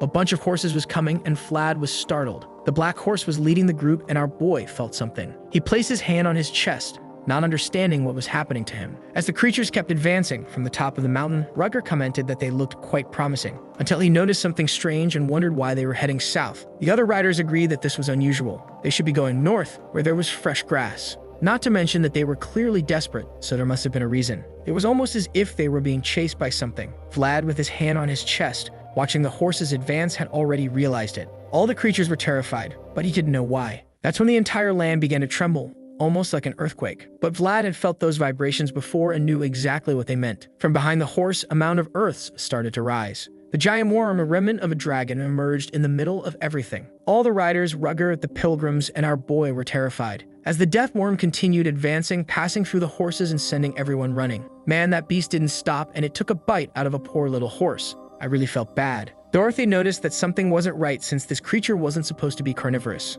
She quickly realized that something strange was on its forehead. Some kind of red crystal was embedded in its head. At that moment, the black horse changed direction, and one of the men warned Rutger that they were now heading toward the pilgrims. Meanwhile, the crystal seemed to be pulsating and emitting a dark aura. The shadow worm turned to the side, and in the distance, the pilgrims were now trying to flee. Rutger then asked Dorothea for information about the creature. She explained that these beasts had no eyes or ears and could only move based on the vibrations in the ground. He then ordered her to come up with a solution so that the creatures wouldn't go after the pilgrims. The guy even called out to Vlad, telling him to go with Dorothea and give the signal as soon as he figured out a way to distract the beasts. Vlad just nodded, and with that, the man raised his sword and told everyone to listen. The situation was unusual, but that didn't matter. They were in the perfect position to help those people. After all, the Count had said that the pilgrims had to be received properly. He then charged forward on his horse, telling everyone to go protect them. However, he knew something was off about this situation. Someone had to be behind all of this. As he thought about how bold these people were to pull something like this in Vayazid territory,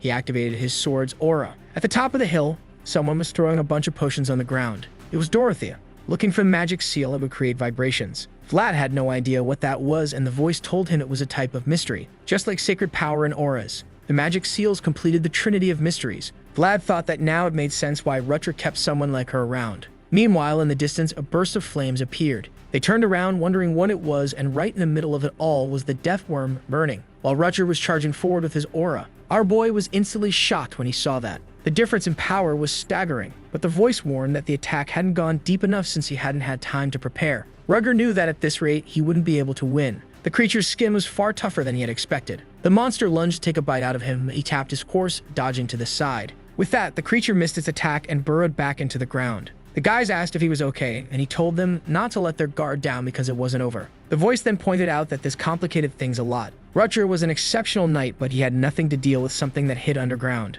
So the prince ordered everyone to find the beast. It had to still be nearby. He looked around trying to figure out where that thing was going, until one of them pointed and said it was heading toward the pilgrims. Immediately, Rutger changed course while our boy called out to Dorothea, telling her to hurry up. Looking to the side, she was painting something with ink on her tail. He was confused and told her this wasn't the time to be playing with her tail, but she replied that it wasn't playing. This was how mages from her race made scrolls. On the ground, the paper was glowing, and she told him to stop rushing her. She was almost done. Then she told the chubby guy to take the scroll to Rutger. He would know how to use it properly. But the poor guy didn't want to deliver it at all. She explained that she was way too exhausted after using up all her magic to create it. Besides, the boy next to her didn't know how to ride a horse. The voice told Vlad that not even on a horseback would the guy make it in time. At that moment, our boy knew he had only one option. He snatched the scroll from his hand, knowing that the only way to solve this was with a jump. Dorothea asked what he was thinking and told him not to jump, but it was already too late. As he ran down the hill, Vlad thought about how Rutger wasn't a weak man. Besides, all the soldiers here were definitely the strongest,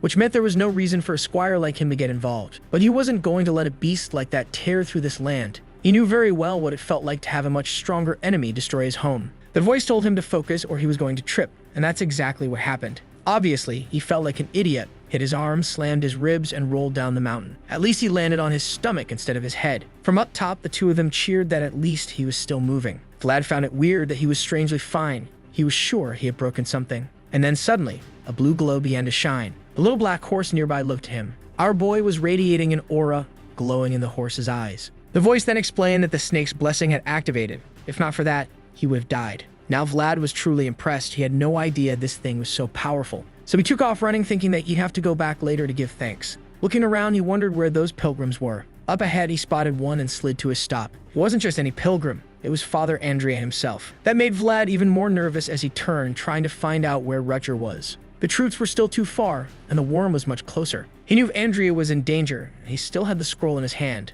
The voice told him that sometimes fate worked like this, and he had to make a decision. The worm kept advancing until our boy threw the scroll into the air. He drew his sword, knowing for sure that he had to act now. If he was the only option, then there was no reason to hesitate. The slash was made, and the magic circle formed. Several runes appeared on his sword, which started to vibrate. He then called out to the damned beast and struck the ground with his sword. As soon as he did, energy began to spread. But the voice warned him that it wasn't strong enough. He had to amplify the vibrations using his own energy. Vlad then focused, saw his reflection in the water, and upon opening his eyes, called upon the cursed snake. The aura kept amplifying until finally the beast emerged from the ground. And Vlad taunted the monster, telling it that he was right there. Obviously, the creature obeyed, and the moment it lunged at him, our boy dodged the first strike with agility. The voice immediately warned him not to even think about trying to win this fight.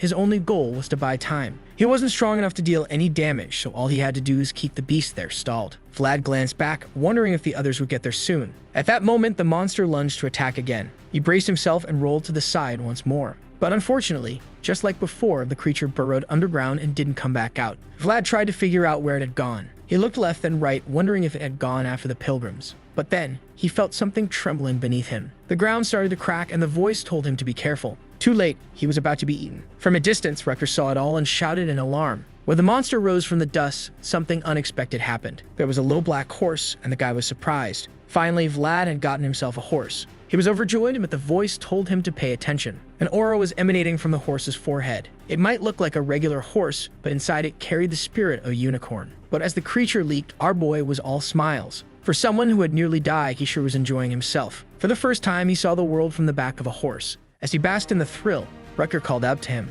He asked if he was okay, and Vlad replied that he was. Rutger simply observed that he had apparently used a special technique on his sword and hadn't hesitated to draw the monster's attention. That proved not only that he had talent, but also that he was willing to sacrifice himself for others. He was a young squire who embodied all the principles of a true sword master. Then Rutger praised him, saying it was a courageous decision that truly honored the knights. Vlad felt a bit awkward, but simply thanked him. Then Rutger told him that now they had to kill that beast. It was the only way to guarantee the pilgrims' safety. Our boy, however, seemed uncertain, saying the thing was a remnant of a fallen dragon. But Rutger simply replied that he could do it. Just by looking into his eyes, Vlad knew the guy wasn't lying. And then Rutger pointed out that he had Dorothea's seal and an excellent horse, making him the only one who could stall the beast. Vlad, on the other hand, wasn't sure if he could even control this horse properly. But as he looked directly into the horse's eyes, he realized something. It was also trying to protect its herd. If that was the case, then they would work together to make it happen. Rucker then told him to circle around the hill ahead. He would be waiting on the other side. Vlad immediately acknowledged the plan and distanced himself from the army as the beast chased after him.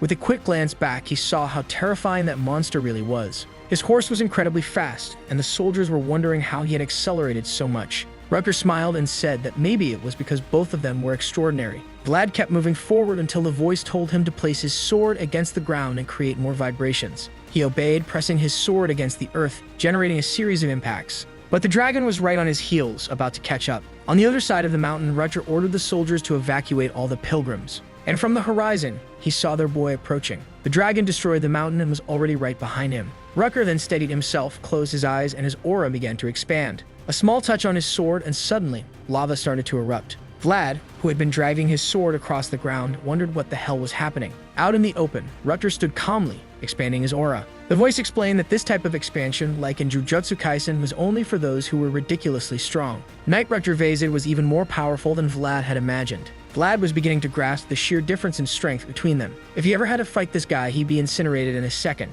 Man, this dragon just wouldn't let up. It was already lunging to bite him again. But suddenly, the monster seemed to sense something and hesitated. Vlad noticed this, and just ahead stood Rucker. The voice explained that the beast was now feeling the incoming threat. Vlad needed to do something, but his energy was too weak to draw the monster's attention. Then, out of nowhere, the horse turned and charged forward. Vlad didn't want to do this, but the little horse galloped right in front of the beast and started running in circles. Our boy was freaking out, yelling at the horse to stop. Then suddenly, the horse leaped, and he felt his aura expanding. The unicorn's horn activated, merging Vlad's aura with the snake's aura and the horse's aura. This kid was turning into a beast himself. That was enough aura to get the creature's attention. The horse waited for the monster to strike, and just at the right moment, it dodged. Man, this horse was fast. Legend says that on that horizon, the two became one. Lohengrin kept galloping, trying to reach Rucker, who was still standing calmly with his sword in hand. The voice then said that Rugger's power kept increasing, meaning that soon, the monster would be too scared to move. The problem was that Vlad had reached his limit. He couldn't use his aura anymore. That's when the other knights appeared by his side. They told the kid not to give up and activated their auras as well. Now, with so many people drawing the monster's attention, it was enough. The guides told him not to stop until they had passed Rugger. Man, I think the only thing he's trying to do is buy them about 10 minutes. Rucker was there, standing tall, his sword radiating an expanding aura. Then Vlad called out to him, and the moment he opened his eyes, everyone rushed past him. Facing the beast head-on, Rucker declared that now it was his turn. He announced that this land belonged to House Vazid. He would not allow any monster to defile this place. A whirlwind of flames started forming around him as he attacked, sending the creature away. A vertical slash created a wave of fire. The pilgrims and everyone present were stunned. For the first time, Vlad witnessed the true power of a real knight. A short while ago, he would have never imagined something like this was even possible. The world of knights he was now discovering felt like an endless mountain. He never thought guys like Godin Zaire or Pablo could actually pull off something like this, and he wondered if he would ever be able to do the same. For the first time, the voice was humble and said yes. Once the aura inside him became strong enough, he would be able to withstand any challenge. Rucker was crouched down, and from the looks of it, the monster had disintegrated. There wasn't even a corpse left. Vlad walked over and asked if he was okay, and right away the guy praised him, saying he had done an excellent job. But our boy pointed out that the whole place was now on fire, to which Rucker explained that it was just a plane, so the flames would burn out soon enough. He tried to stand up, all wobbly and shaking, muttering that all he wanted was an ice-cold beer. But then he collapsed onto the ground like an idiot. The voice explained that even though he was strong, expanding his aura that much was extremely dangerous. The fool asked for help getting up, but Vlad just sat down, saying he was tired too. This prince really thinks he's a princess. He looked at his hand for a moment and smirked. What's with this guy? Our boy, huh? Unfortunately for him, Miss Alicia already has her eyes on him. Rucker then remarked that Vlad was better with horses than he had imagined. And our boy responded that he always said the problem was the horses, not him. Rucker glanced to the side and admitted that, indeed, it was a magnificent horse. Just as Vlad was about to agree, he got smacked on the head. The knights all started laughing, saying they finally understood why their own squires had been beaten up. Vlad, looking a little embarrassed, thanked them. Then someone called out to him. It was Father Andrea, with the expression of someone begging for money at a traffic light. Our boy greeted him and said thank God he was safe. Andrea then said he knew at the moment he saw that light, a force capable of cutting through impenetrable darkness. He took Vlad's hand, knelt down, and thanked him once again. Our boy felt awkward, but then the priest started praying, asking God to bless this young man's body with divine protection, that God would grant him solace because he was someone who defended this world, and that he would have mercy on the boy for he was a beacon of light. Countless souls had gathered that day, expanding Vlad's world. Meanwhile, in a castle, someone holding a letter asked if it was true. A knight standing behind him confirmed that yes, Dorothea herself had sent the message. The Baron was furious, now realizing that dark magic was involved in this. The knight commented that apparently some enemies had established themselves in the north. The cursed creatures were seeking revenge on the empire now that it had weakened, but at least they had some good news. The man nodded and said they had been hearing this boy's name quite a lot lately. First it was the expedition, then it was the royal duel, and now this encounter with the pilgrims. 3 situations that, if not for him, would have put House Bayezid in serious trouble. He smirked, recognizing that the boy was remarkable. Then he ordered Joseph to be summoned, and the knight asked if he was going to grant permission, to which the Lord responded that those who deserve respect must be treated properly. Meanwhile, under the moonlight at the pilgrims' camp, everyone was gathered around the campfires, and off to the side was Vlad, as always cleaning and sharpening his sword. Not just him, his sword had also had a long day. Then Rutger appeared, wondering why he was sitting there all alone. Our boy glanced to the side and said that Dorothea and the chubby guy had already gone to sleep. The man asked about Father Andre, and he was still praying with the pilgrims. Rutger then realized that everyone was busy, except for him. He offered our boy a drink, but Vlad said that for now, he was more focused on polishing his sword. Rutger grumbled about being rejected again. I keep saying this guy is peculiar. He then commented on how Vlad had turned down everything he had offered so far, and asked if it was some order Joseph had given him. Our boy picked up the bottle, took a look at it, and saw that it was expensive whiskey. Rutger pointed out that it wasn't just expensive, it was only available to nobles. Hearing that, Vlad realized that despite their differences, it was clear that this guy was Joseph's brother. Rutger then looked at the sword and said that it would definitely need to be repaired when they got back. Vlad mentioned that he had once asked the Bayezid blacksmith to fix it, but the blacksmith told him that the hilt would have to be broken first. Rutger found that strange, but Vlad explained that the blacksmith said only the person who made this sword could be the one to repair it. The prince then smirked and said that the sword was just as stubborn as its owner. At that moment, the blonde guy said he had refused the repair for that very reason. He didn't want to lose this sword under any circumstances. It meant too much to him. After a brief silence, the man said that eventually he would have to fix it, because soon it would become dangerous to carry it around in that condition. When Vlad mentioned that he needed to find the person who made it, Rutger wanted to know where that person was. Obviously, my boys, that person was in Shkora. The prince remarked that sometimes he even forgot that his name was Vlad of Shkora.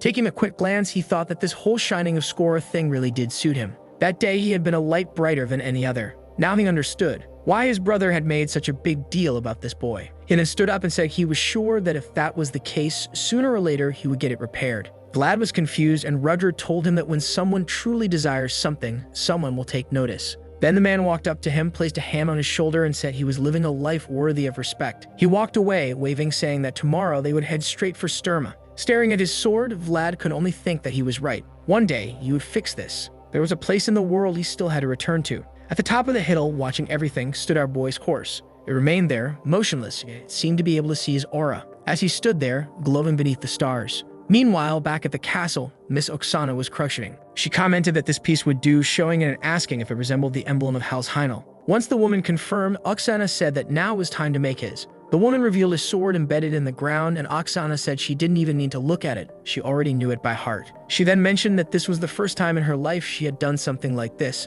but she had watched her mother closely the entire time. The woman responded that this made it all the more meaningful, and Oksana agreed. A tradition like this could not be forgotten. The knights of today were too pampered. They didn't even deserve the right to raise a banner, let alone have the honor of raising their own. The next morning, back at the camp, the guy next to the jumpy woman said he had never seen anything like it. A herd of wild horses standing alongside a group of humans. The tiger agreed that it was indeed a rare sight, probably the first and last time they would witness something like this. Looking back, he could already imagine that what Vlad had done must have truly impacted the lives of those creatures. Meanwhile, our boy knew it was time to say goodbye. Just as Vlad had things to take care of, a horse had to look after its herd. Suddenly, it halted and reared up at the top of the hill. Vlad knew that this was as far as they would go together. As he raised a hand to wave, Father Andrea told him not to be sad about it. Our boy tried to lie, saying that it was just a horse, so of course he wasn't sad. But Andrea told him that he didn't need to be so dishonest about his feelings. Life was a series of endings and beginnings. New adventures would always come. He could see that the two of them had a special bond, so surely they would meet again someday.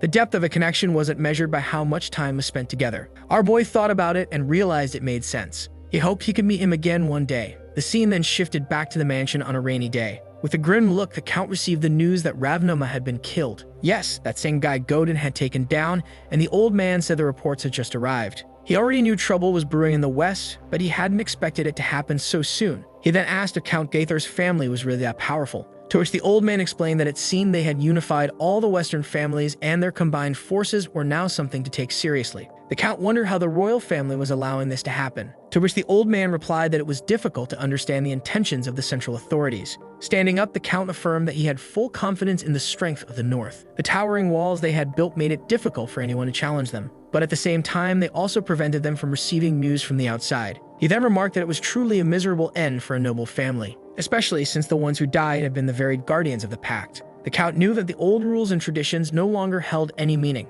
Everything was being torn apart by a new power and turbulent times were coming. The fall of Count Ravnoma was a sign of a new era. Looking out the window, he saw people unloading supplies. Now he realized that not all of them were pilgrims. They were refugees from Ravnoma's territory. Meanwhile, Vlad stood there like a fool, wondering what he was supposed to do. Standing in front of the door, he knew that he had saved the pilgrims. But at the same time, he had also helped Rucker. Joseph was going to be happy about that, which meant Zaire was going to beat the crap out of him. But having no other choice, he knocked on the door and announced his arrival. The man inside told him to come in, and the moment he stepped into the room, they commented that he had returned rather quickly. They had already heard about what had happened and asked if he was okay. Our boy said he was fine, and Joseph simply said he was relieved to hear that. But he should get ready to continue his training. Vlad acknowledged it, though deep down he wondered if everything was really all right. Joseph seemed very different from usual. Or rather, there was definitely something off about the situation. He was definitely screwed. At that moment, Joseph brought up Skora. He knew a little about how things worked in the slums of that place. As far as he knew, a gang conflict only ended when the opposing gang surrendered or was completely destroyed. Vlad said that was true, but he had no idea why this guy was bringing it up. Then Joseph asked if that was why he had sent the letter, but our boy had no idea what letter he was talking about, until Joseph mentioned that he was referring to his girlfriend who was at the convent. Our boy, embarrassed, said she was just a friend. The prince said it didn't matter. He knew that Vlad was in a tough spot. He couldn't let the people who knew him find out he was alive, or they might get hurt. He wanted to help the boy deal with it, but some problems were more complicated than he realized. Besides, he thought that the man known as One-Armed Jack could be useful. Vlad knew that guy was definitely useful. After all, he was the one controlling all the money in Skora. Then Joseph stood up and said that, on the other hand, our boy had proven to be admirable. Since he'd been working hard, he was going to be rewarded. Vlad was still confused, not understanding what he meant. Joseph then said that being able to raise a banner was the highest symbol of honor. He had heard that back in his grandfather's time, knights possessed something like that. In his thoughts, Joseph knew he could never carry a banner himself, which was why he preferred to raise knights instead. And one of those he had found was capable of carrying this one with his own hands. Then he picked up the banner and told Vlad that he was now worthy of having his own. Both House Heinel and House Vayezid vouched for his value. Now, as the one who carried Alicia's honor and a squire of the Vayezid, he would return to his homeland carrying this symbol. And when he got there, he was to cut off everything that still bound him to that place. Only then, when he was completely free, would he be ready to return. Vlad was deeply moved. He remembered how everything had started with an old man's sword and a young woman's help. The identification given by the priest, the handkerchief given to him by a noble lady. All of it had led to his own banner, now carrying the names of 2 families. Each of these people had helped plant the roots of the boy he was today. But of course, the one who had earned it all was none other than himself. And Vlad simply said that an order was an order. Then he went to the Count, standing before the coffin the pilgrims had brought. He knew very well what that was. It was the symbol of the pact. Andrea confirmed, saying that inside lay a fragment of a dragon. Not just any dragon, but the most powerful one that ever existed, defeated by the founding king himself. Andrea apologized, but he said this was the truth. Until now, the Ravnoma family had been the only ones capable of protecting this pact. The Count immediately understood and said it was fine. He would personally select knights to guard it, and ensure that the transport was carried out safely. For now, Andrea was to make himself at home until everything was ready. Andrea thanked him, and with that, the men covered the coffin. As soon as they left, the old man asked if the Lord was troubled by their presence. The Count stood up and said he knew very well that they had no choice. Only one other family was capable of protecting this, the sovereign of the north known as Timur Varanov. However, gazing out the window, his thoughts told him this was not a good thing, until something caught his attention. He commented that he hadn't seen a banner like that in a long time. When the old man looked outside, there stood our boy. Even he, despite all his years, couldn't remember the last time he had seen one of those. He was certain that the boy was eager to start his journey. The Count was not surprised. If he were in Vlad's place, he would do the same. Now Vlad was his own man, a knight under his own banner. He hoped the boy would reach his homeland safely, whatever important mission awaited him there. Meanwhile, in the alleys of Shora, in the same bar where it had all begun, a crowd of men stood in front of the stage, eager to know when they would appear. They wanted to have fun and were already arguing about who would get her. Whoever paid the most would have her. Inside the dressing room, Marcella was getting ready when someone called her name. An old woman next to her muttered that there were a bunch of dogs on fire waiting for her outside, and that she better remember. Each of those customers was there to pay off her debt. Marcella said nothing as the old woman stared her down. She walked over, grabbed the girl's face, and said she was looking forward to seeing the day her arrogance finally broke. She was still so young, yet she would spend her whole life here, growing old working in this place. Marcella paused for a second, then she laughed. She said she doubted the old hag would even live long enough to see that happen. The old woman thought to herself how disgusting this girl was, someone who had nothing in life yet never gave up. Then she walked away, telling Marcella to get back to work. Marcella stood there, thinking that for someone who made a living selling her body, she had made it further than she expected. At least while she could, she had enjoyed herself. What gave her peace of mind was that she had chosen her own fate. The door opened and the men were already shouting, saying they had been waiting for Marcella all night. And she finished her thoughts. She had also chosen her own ruin. The old woman then told them to take it easy, that they would have to pay a hefty price to taste that honey. The first man offered a gold coin, but another immediately doubled the price. Meanwhile, the other three said that if all three of them went in, they would each pay a gold coin. Marcella remained quiet as the offers kept rising. The old woman was delighted. She had never imagined this flower would bring in so much money. Then a bald guy in the back shouted that he would pay 4 gold coins. The woman wanted to know who would offer more, but the men were getting excited. 5 gold coins, that would be enough to drink for a long time. Just as the old woman was about to finalize the deal, someone from the back offered 100 gold coins. She can spit out what she was chewing, and everyone turned around. She had no idea who this lunatic was. A figure was walking forward, confirming that they would pay 100 gold. At that moment, Marcella trembled. She felt the exact same sensation as when the person who had destroyed this place appeared. Then the man reached the doorway. Everyone turned to look and saw a hooded figure. The old woman asked if he was really going to pay 100 gold, but the man just walked forward, passing through the crowd. The others stepped aside, wondering who he was. They didn't know him, but one thing was certain. It was best not to provoke him. At the counter, he asked if this was where he should leave the money. The old woman noticed that everything he was wearing was luxurious. 100 was an exaggeration, but at the very least he could afford 10.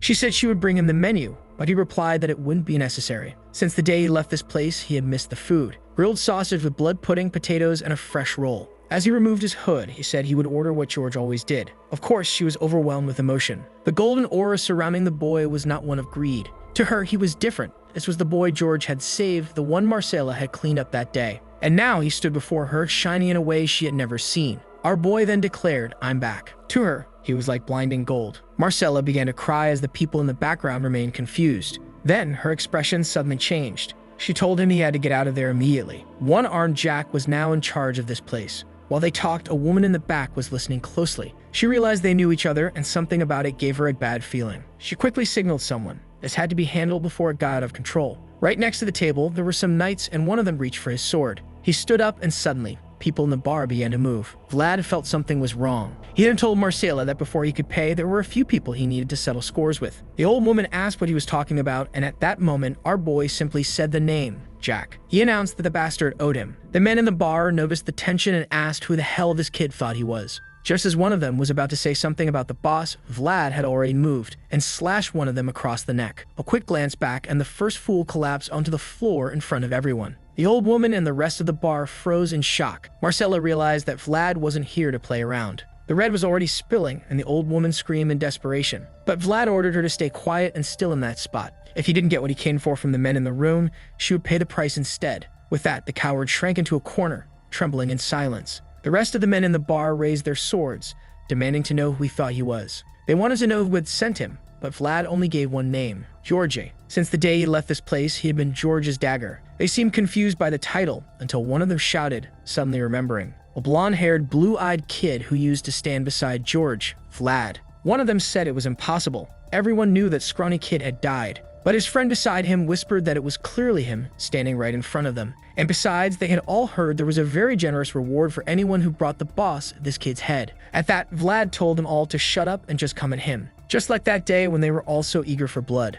But the men in the bar didn't look so eager now. Even though he was alone, he looked like a wolf on the hunt. Vlad then said that if they weren't going to move, then he would.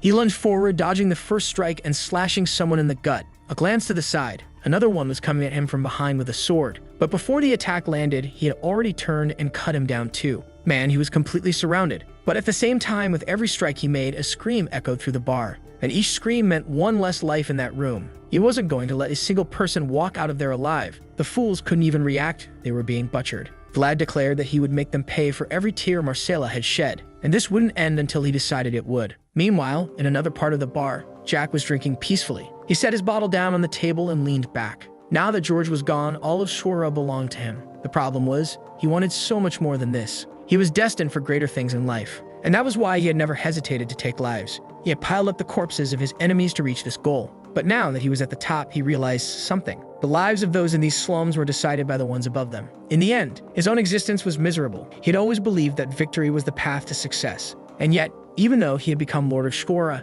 he had still lost. George had won the battle, but he was dead. So what difference did his victory even make? A single word from someone at the top was enough to change his fate. Right then, someone burst through the door, telling the boss there was an emergency. Jack wanted to know what the problem was, and the man said they were surrounded. Confused, he asked him to explain exactly where they were surrounded. The guy clarified the entire slum was surrounded. There were soldiers everywhere. Another man opened a window and confirmed it to the boss. There were soldiers at the back entrance too. Outside, there really were troops standing still in position. The men inside were baffled. They had paid their dues this month, so why was this happening? Maybe it was just routine patrols, but there were far too many of them. Jack suddenly started laughing. He knew this day would eventually come. In the end, he actually felt relieved. He preferred to face destruction head-on. It was much better than living in fear of when it would finally come for him. Meanwhile, outside, the boy was approaching, drenched in blood. One of the soldiers turned to Borden and reported that everything was ready. He asked if all the exits had been blocked, and the man confirmed, yes, they had done everything possible.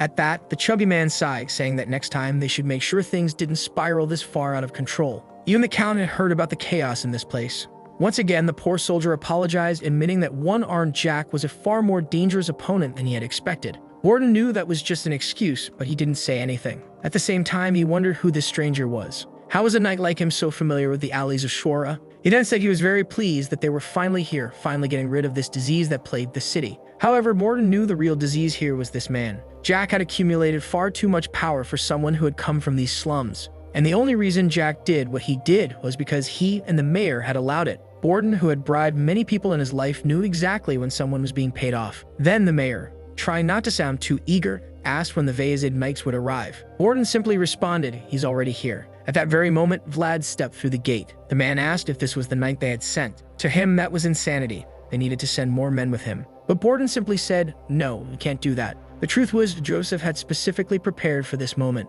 This was meant to be Vlad's official debut. A while later, Borden asked if the boy was sure. It would be smarter to take more knights with him. There were over 50 people inside. Vlad replied that even if he got hurt, he wouldn't let Borden take the blame for it. But Borden knew that was just talk. There were no guarantees. Still, our boy was looking straight ahead, directly at his target. Seeing that, Borden simply reminded him of the promise he had made. He then told him to take the banner. Joseph had insisted. It was to be presented to him personally and in front of many witnesses. Vlad accepted, took the banner, and planted it into the ground. The knights standing below were stunned. This was a tradition that many thought had died out long ago, but they had no idea who this person was to have his own banner. Another knight commented that he had heard Vlad was a knight of House Vayazid. Vlad stood still, staring at that place.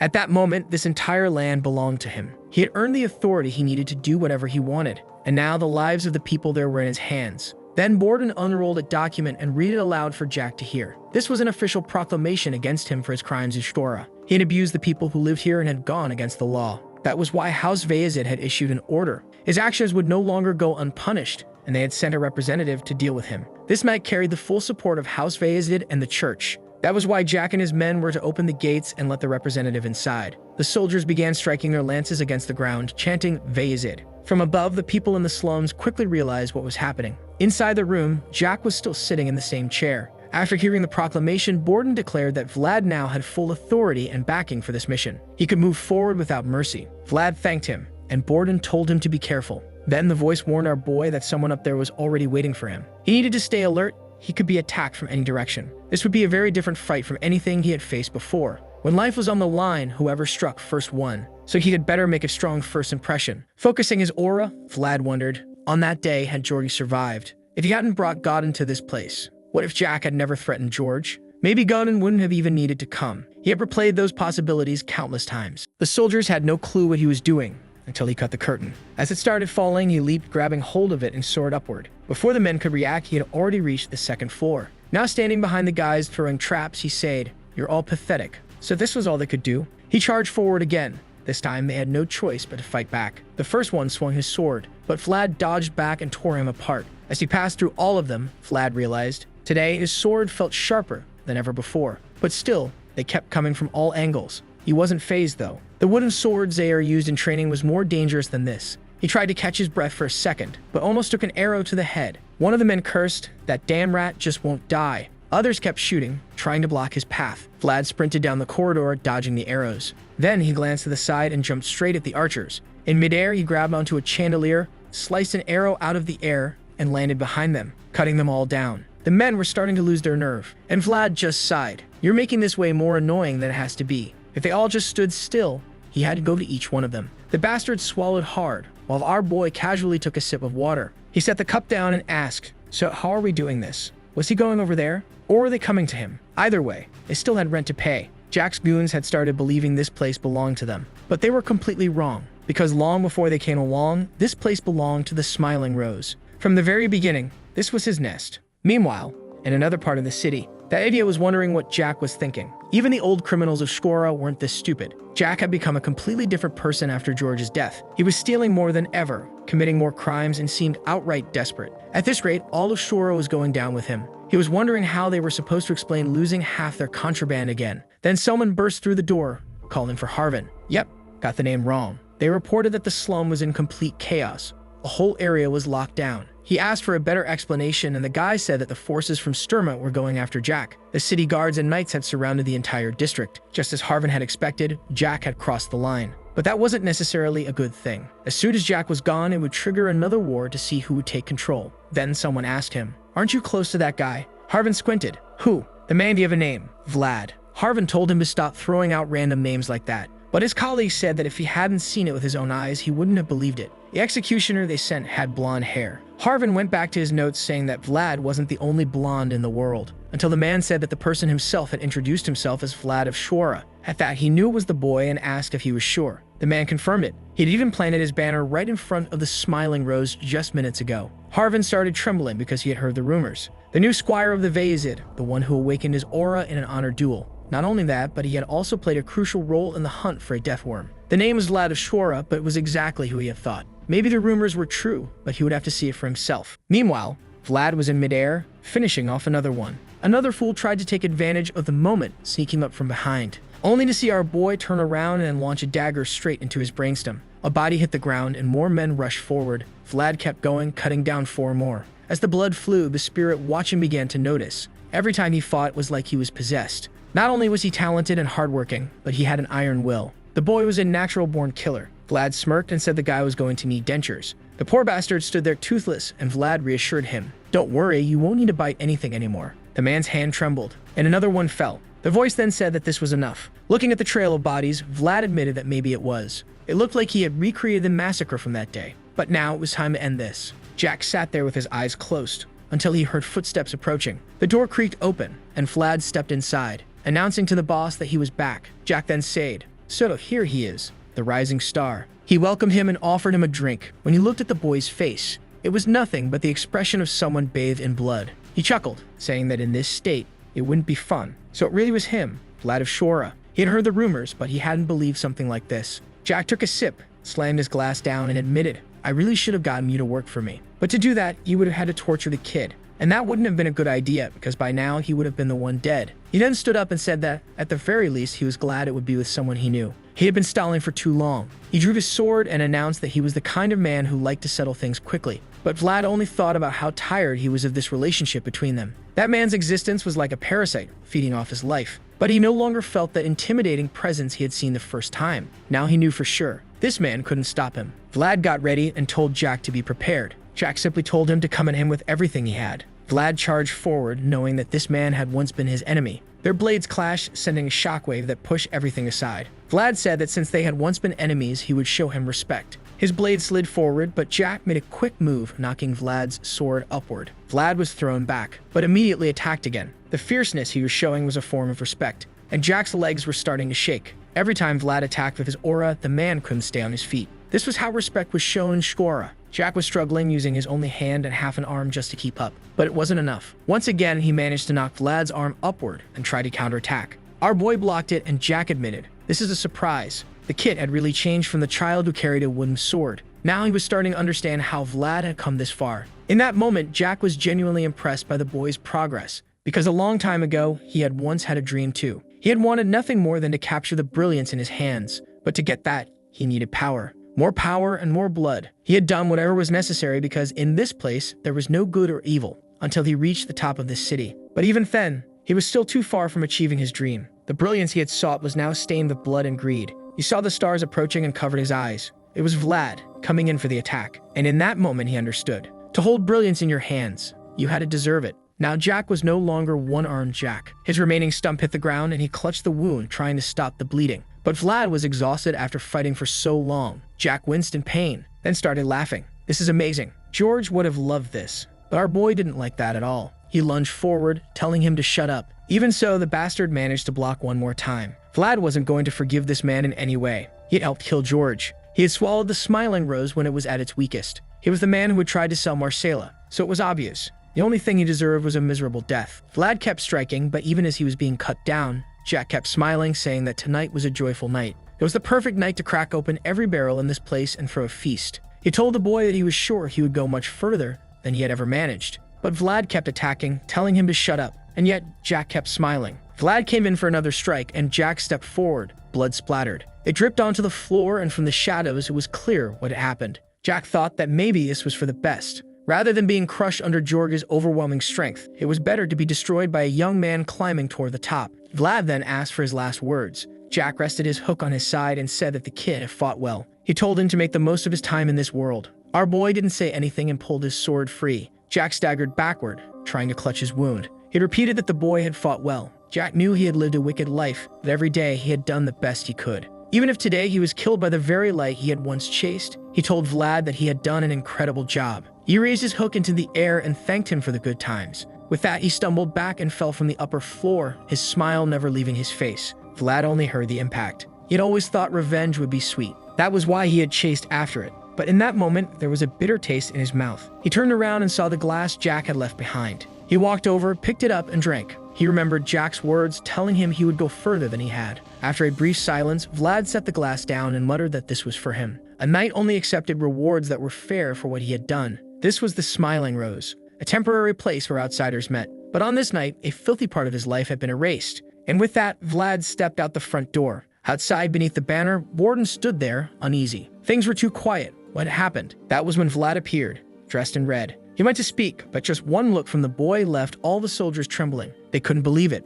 that all of that was blood, that he had fought 50 men alone. The boy was on a completely different level from them. Borden could only think how terrifying it was, but our boy looked worn out. Borden swallowed hard as Vlad walked past him. As he was approaching the stairs, someone called his name. When he turned around, there was a man leaning on a cane calling himself Harvin. But Vlad, exhausted, couldn't even recognize him. His friend was standing there being held back by the soldiers. That was when reality hit him, and he remembered who he was. Borden noted that the two of them seemed to know each other, so he ordered the soldiers to let him through. Stumbling, Harvin walked toward our boy, but he didn't say anything, just kept calling his name, asking if this was really the Vlad he knew, asking if he was okay. At that, our boy smiled. He really was his friend. Vlad dropped his sword and stepped forward, pulling him into a hug, saying his whole body hurt. Harvin only wanted to know what had happened to him, but our boy just stood there smiling peacefully, saying that for the first time he felt like he had finally come back. In the next scene, after the long night, the sky was blue. Our boy woke up, saying he still couldn't get used to this. Looking down at the city from above, it felt strange not being in the middle of the alleys.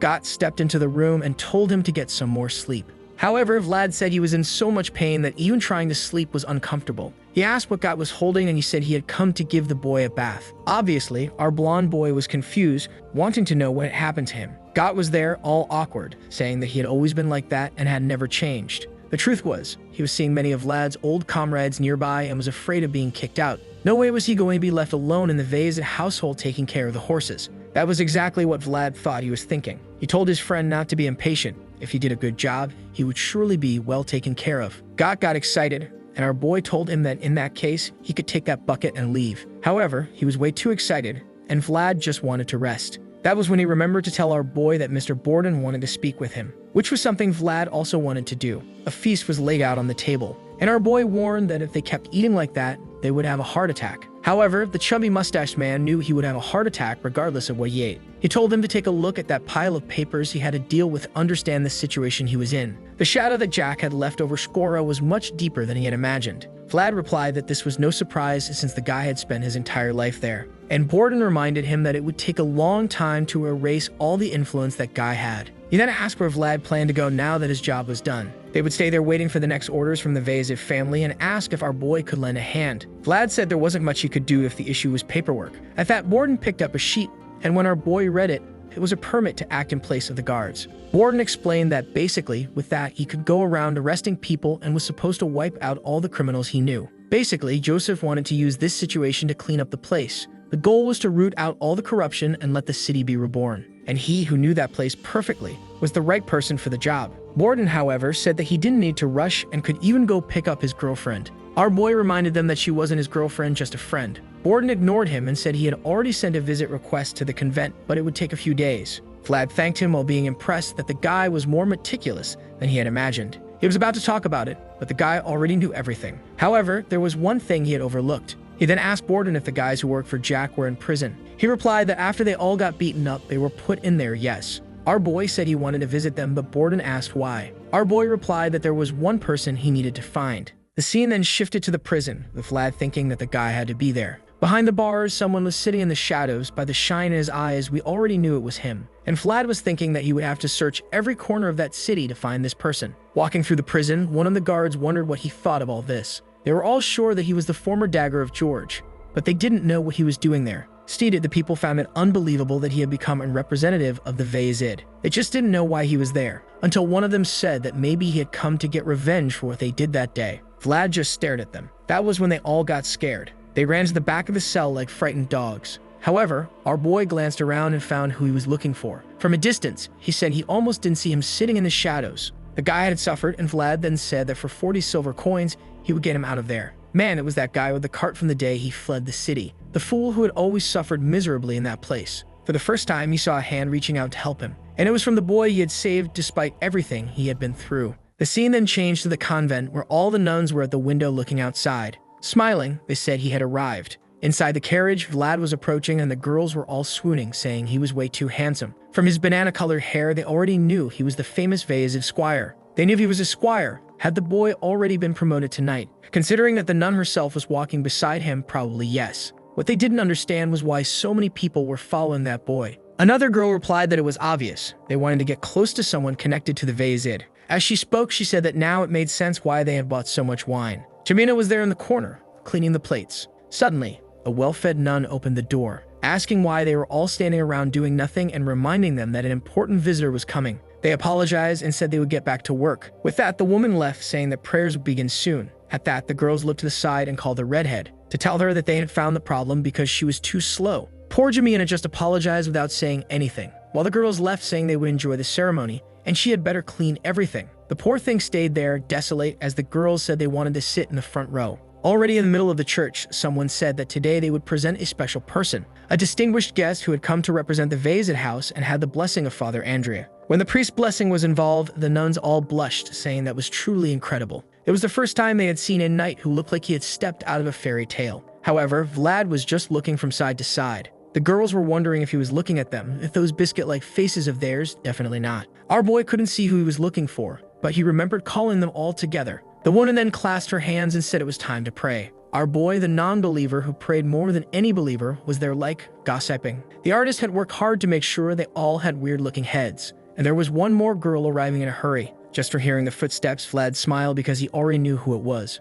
She opened the door, happy that at least the ceremony wasn't over yet. She then slipped into the back of the line, and Vlad glanced behind him. Her face was covered by the light, but he already had an angry look. As soon as he turned, the nun asked if something was wrong, but he just said that the girl was skin and bones. Apparently, they weren't even feeding her. The woman didn't understand what he was talking about, but he just walked away, saying he wished he could teach everyone there a lesson. He then started walking toward Jamina while the other girls watched. She saw his face and wondered if he looked like Vlad, but remembering the boy from before, she lowered her head, convinced it wasn't him. Until he called her name, and when she looked up, she saw him standing right in front of her. Our boy looked at her from an angle that made him seem 2.36 meters tall. Then he noticed her clothes were all dirty and asked what the hell that was. He crouched down, saying she was a mess, while the nuns were all confused, not understanding what was happening or how they knew each other. But our boy just asked if they seriously didn't give her food or wash her clothes there. Jemina stood still, staring while he kept complaining, until, trembling, she slowly reached out and grabbed a lock of his hair.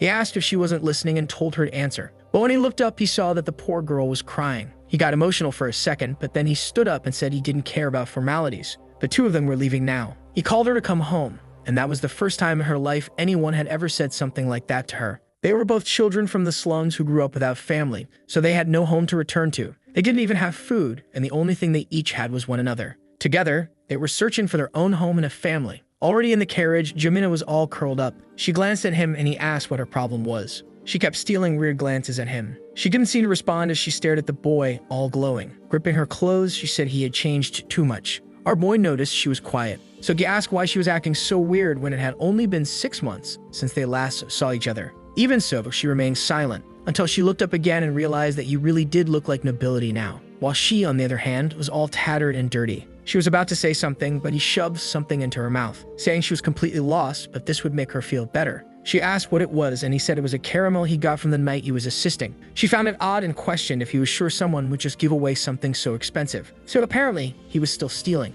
But Vlad didn't care and told her she could think whatever she wanted. She went silent again, and when he looked at her, he asked why she was crying again. She snapped back, saying he took too long to come get her. He tried to reach out to comfort her, but she pulled her arm away. So he leaned out the window, at least appreciating the nice weather. Back in Shkora, where it all began. No matter where people are born, everyone deserves their own star, like them. But making that star shine in the sky is something entirely different. Watching the coal burn, the blacksmith said it was just like him, wasting time with nothing to do. It was better to close up shop early today because not even the city's thugs were showing up. He stepped outside and glanced to the side, where a sword lay, and he wondered what that kid was up to. That day, the boy had made him proud, but at the same time, he felt sorry for him. At the very least, he hoped he hadn't frozen to death out there. Until someone asked why he was closing so early. The blacksmith told him to come back another time, but the man said that unfortunately, that wouldn't work. He was too busy tomorrow and needed this taken care of today. But the old man scoffed, saying, what could a thug from this region be so busy with? Then the person said he needed him to take a look at a sword that hadn't been repaired in centuries.